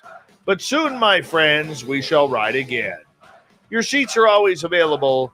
Your tickets never expire.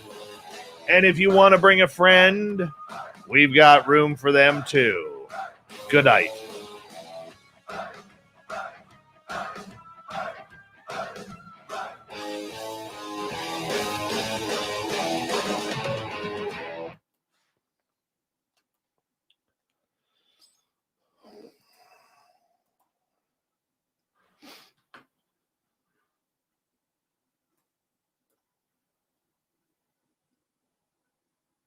There we go. All right. How we doing, people? How we doing? How we doing?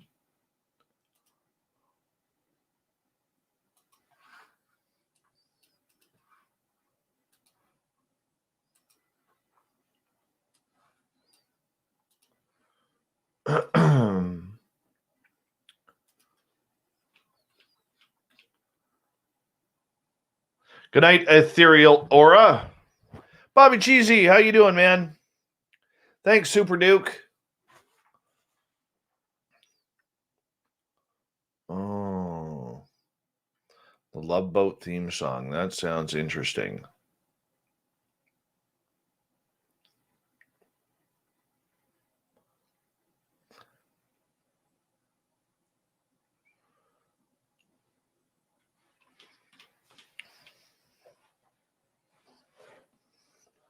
All right, I'll be right back.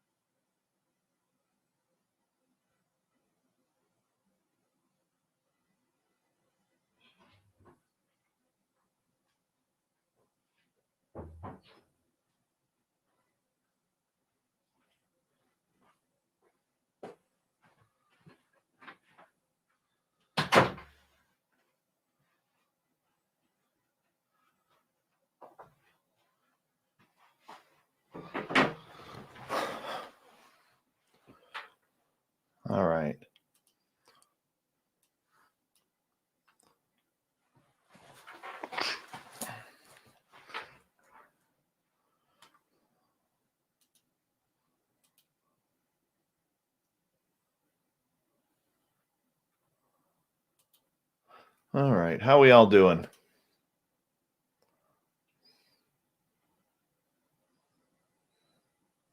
Where'd Vinster go? And Rye Guy. They disappeared pretty quick.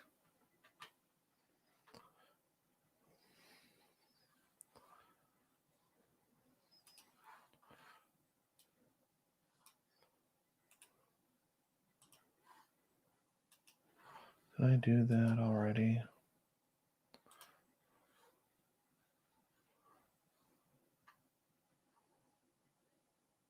Last night, the official watcher total was over 400 total live with Twitter, Twitch, and YouTube. Our total on YouTube, we hit 380, which is really cool. That was amazing.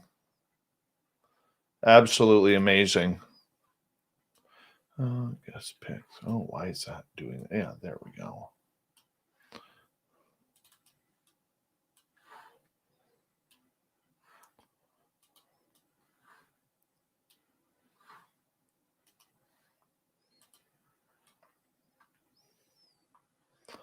Well, let's see here.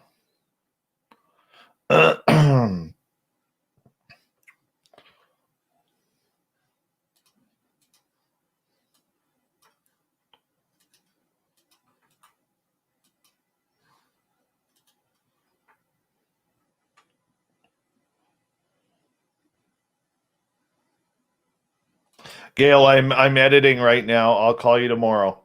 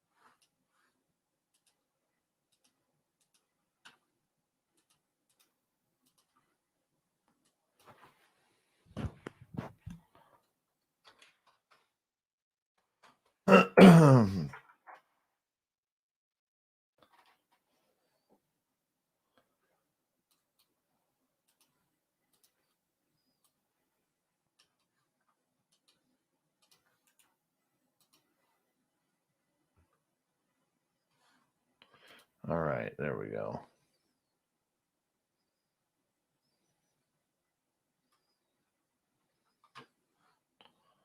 Did I cut that off? I totally did. Way to go, Dave.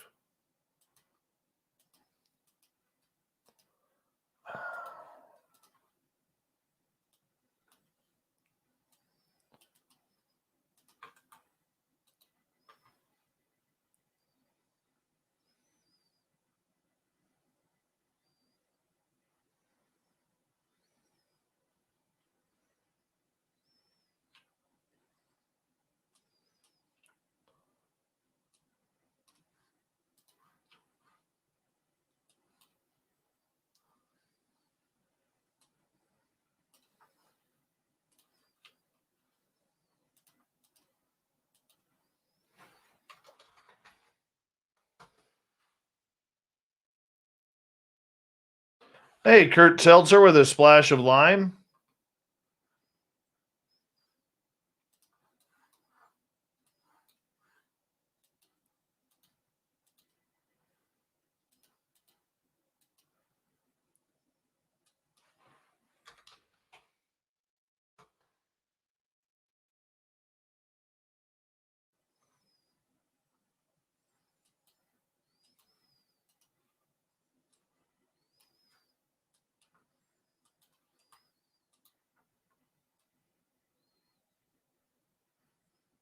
Nice. Race fan, that is awesome.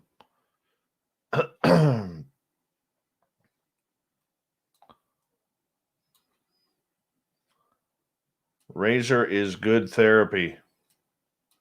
Good therapy.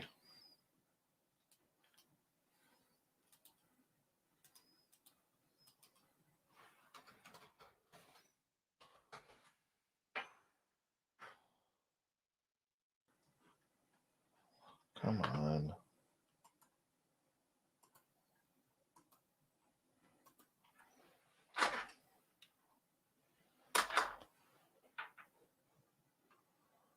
Did I cut that one off too? Totally did. Damn it. Oh no, I already edited that one.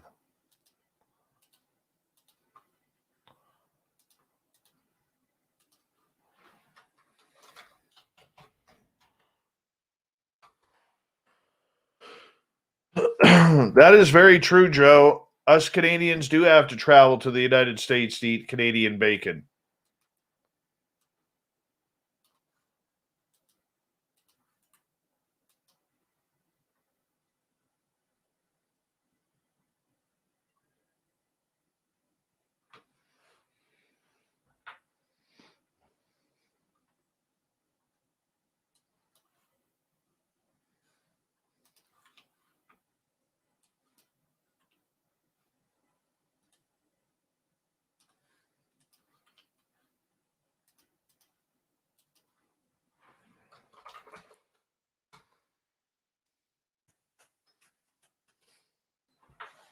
Roundtable tomorrow night. We're going to have a lot of cool friends here coming to join us, talk about the month that was, as May is about to wrap up here.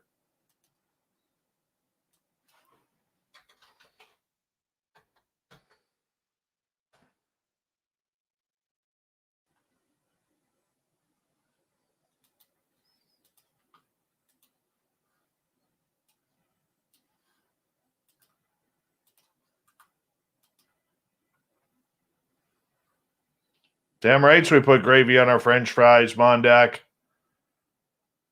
Hey, Gaia Punk, how are you? Welcome to our chat room. You throw a little bit of cheese curds on them French fries and gravy, and now you got yourself a real meal. Poutine.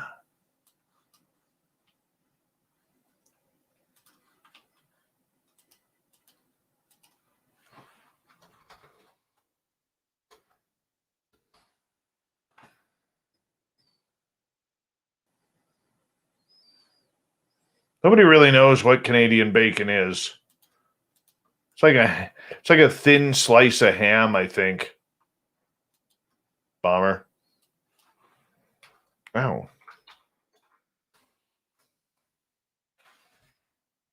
Thoughts on the new Jeremy Corbell video, Paul? I don't understand it because I'm not technically savvy that way. Talking to some people that I know, they thought it was very, very real. And that is really cool that they thought that.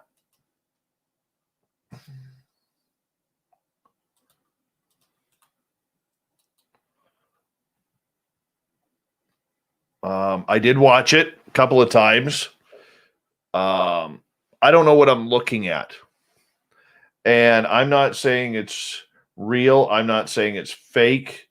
I know that there's a lot of information being passed to Jeremy Corbell and George Knapp right now, which is kind of cool that they're the leaders on these videos right now.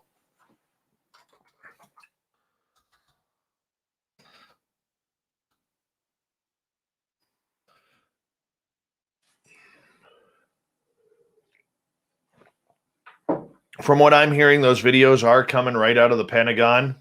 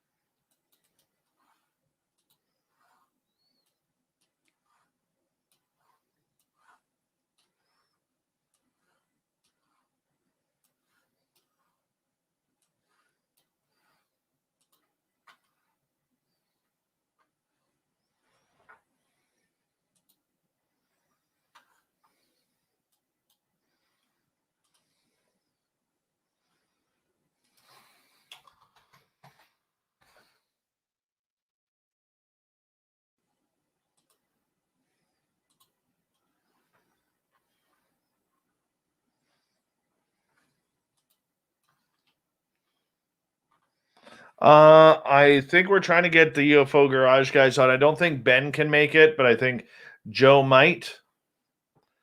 But we'll have some good people chatting away tomorrow. That's for sure.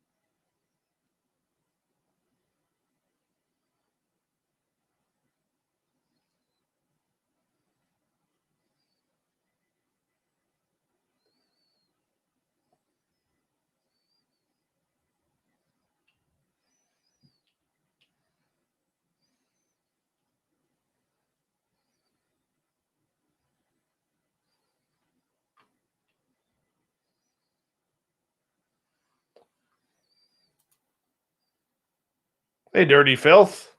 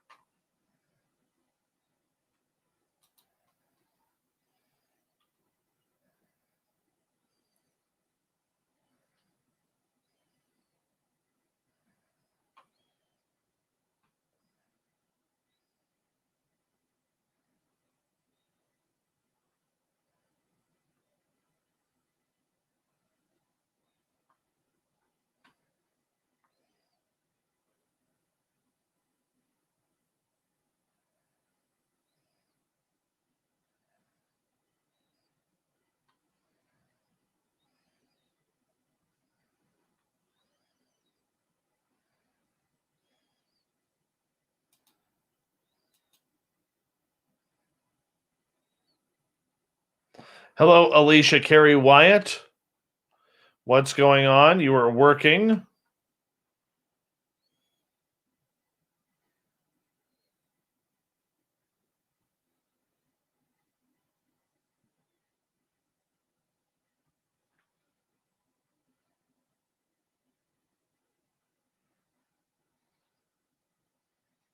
Just going so slow.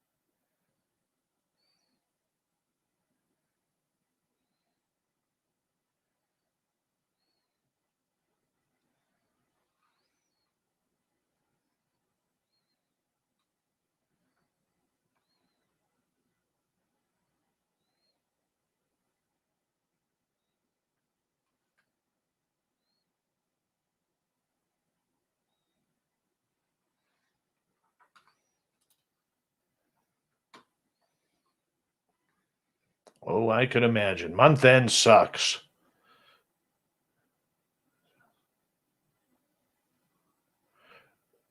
Gaia Punk, it goes further than that. I think they're more trying to figure out how to protect the past, right?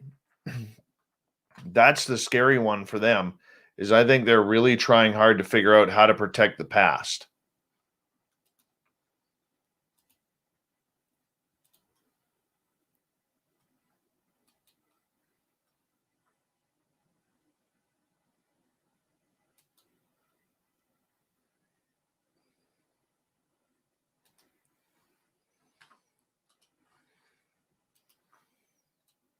There's a lot of secrets in the past that they don't want to get into. Whether it's everything from Roswell to the Phoenix Lights, there's a lot of them.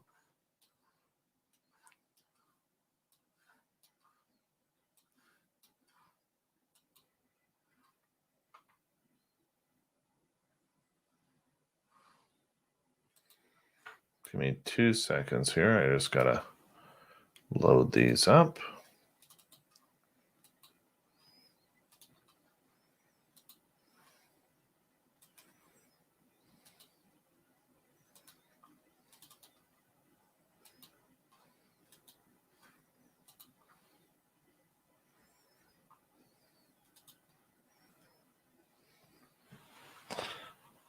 Exactly. Shadow Time, I saw that question earlier, and I think the person to ask that would be Nicole Sakic may know. Grant Cameron may know.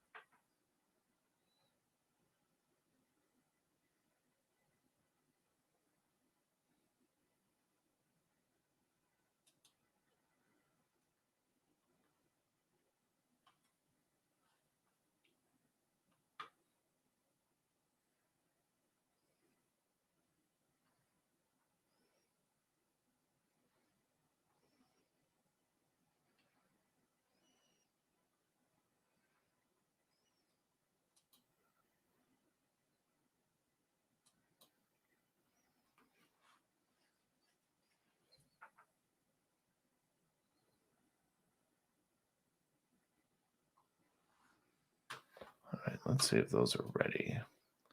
993-799.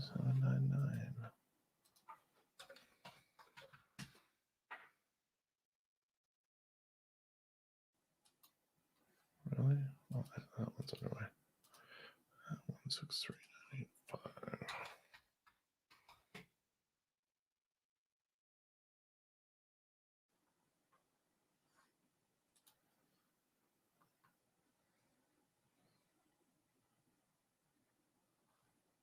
Thanks there, Dirty Fylth. It's an uncontrollable mess right now.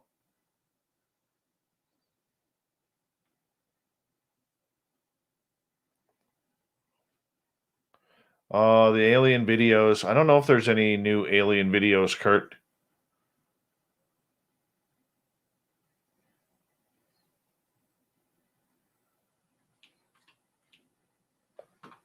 You know what, Cat Chaser? I've just literally forgot.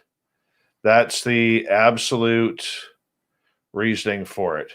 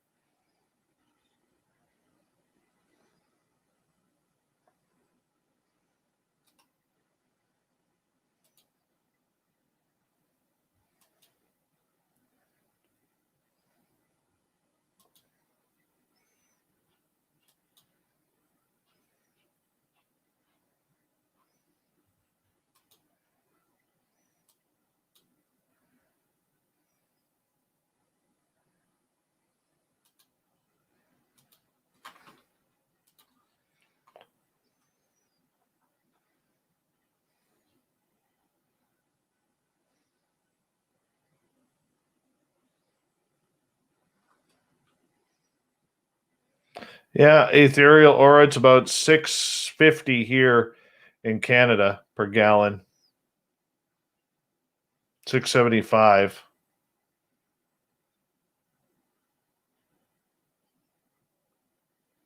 I could lend you some hair, Dirty Filth.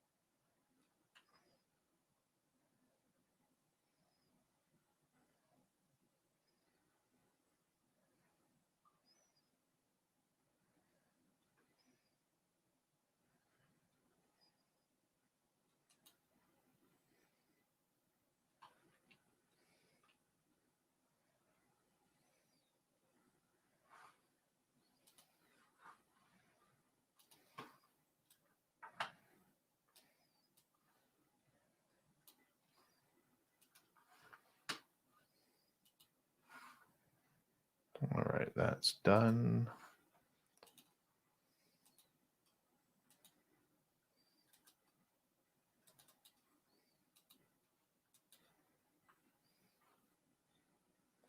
Cool. That's done. That's done.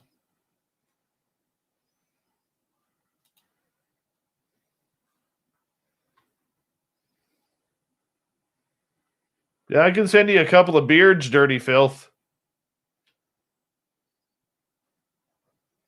Hey, Gorgeous Larry.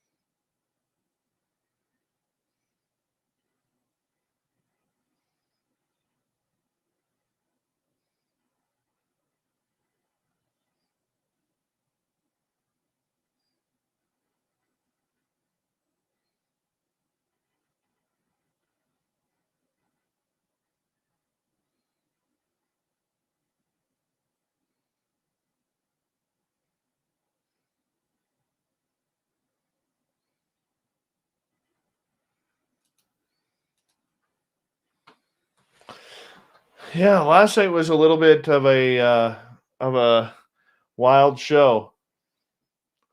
I know there were some people out there calling me sold out radio afterwards because apparently I didn't grill Lou enough. I'm supposed to grill them. Never mind respecting their time. I'm supposed to grill them. So I'm being called sold out radio by the critics right now.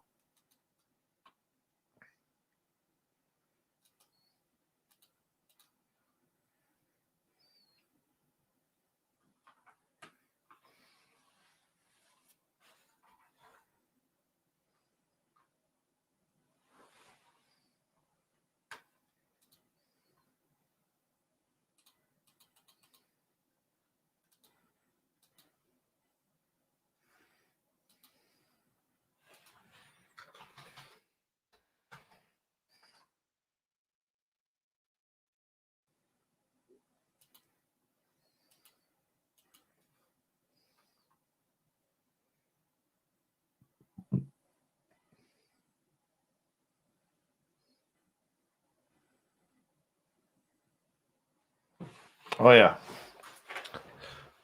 I don't know, Dirty Filth. If I did sell out, I would sure like to see the paycheck from that. I've never thrown a guest under the bus. I may be harsh and critical. I asked Lou some tough questions last night, but people want blood. That's the problem. There's a lot of people in this field. They don't want questions. They want blood. And I'm not a bloodletter, you know? So is what it is. Don't care.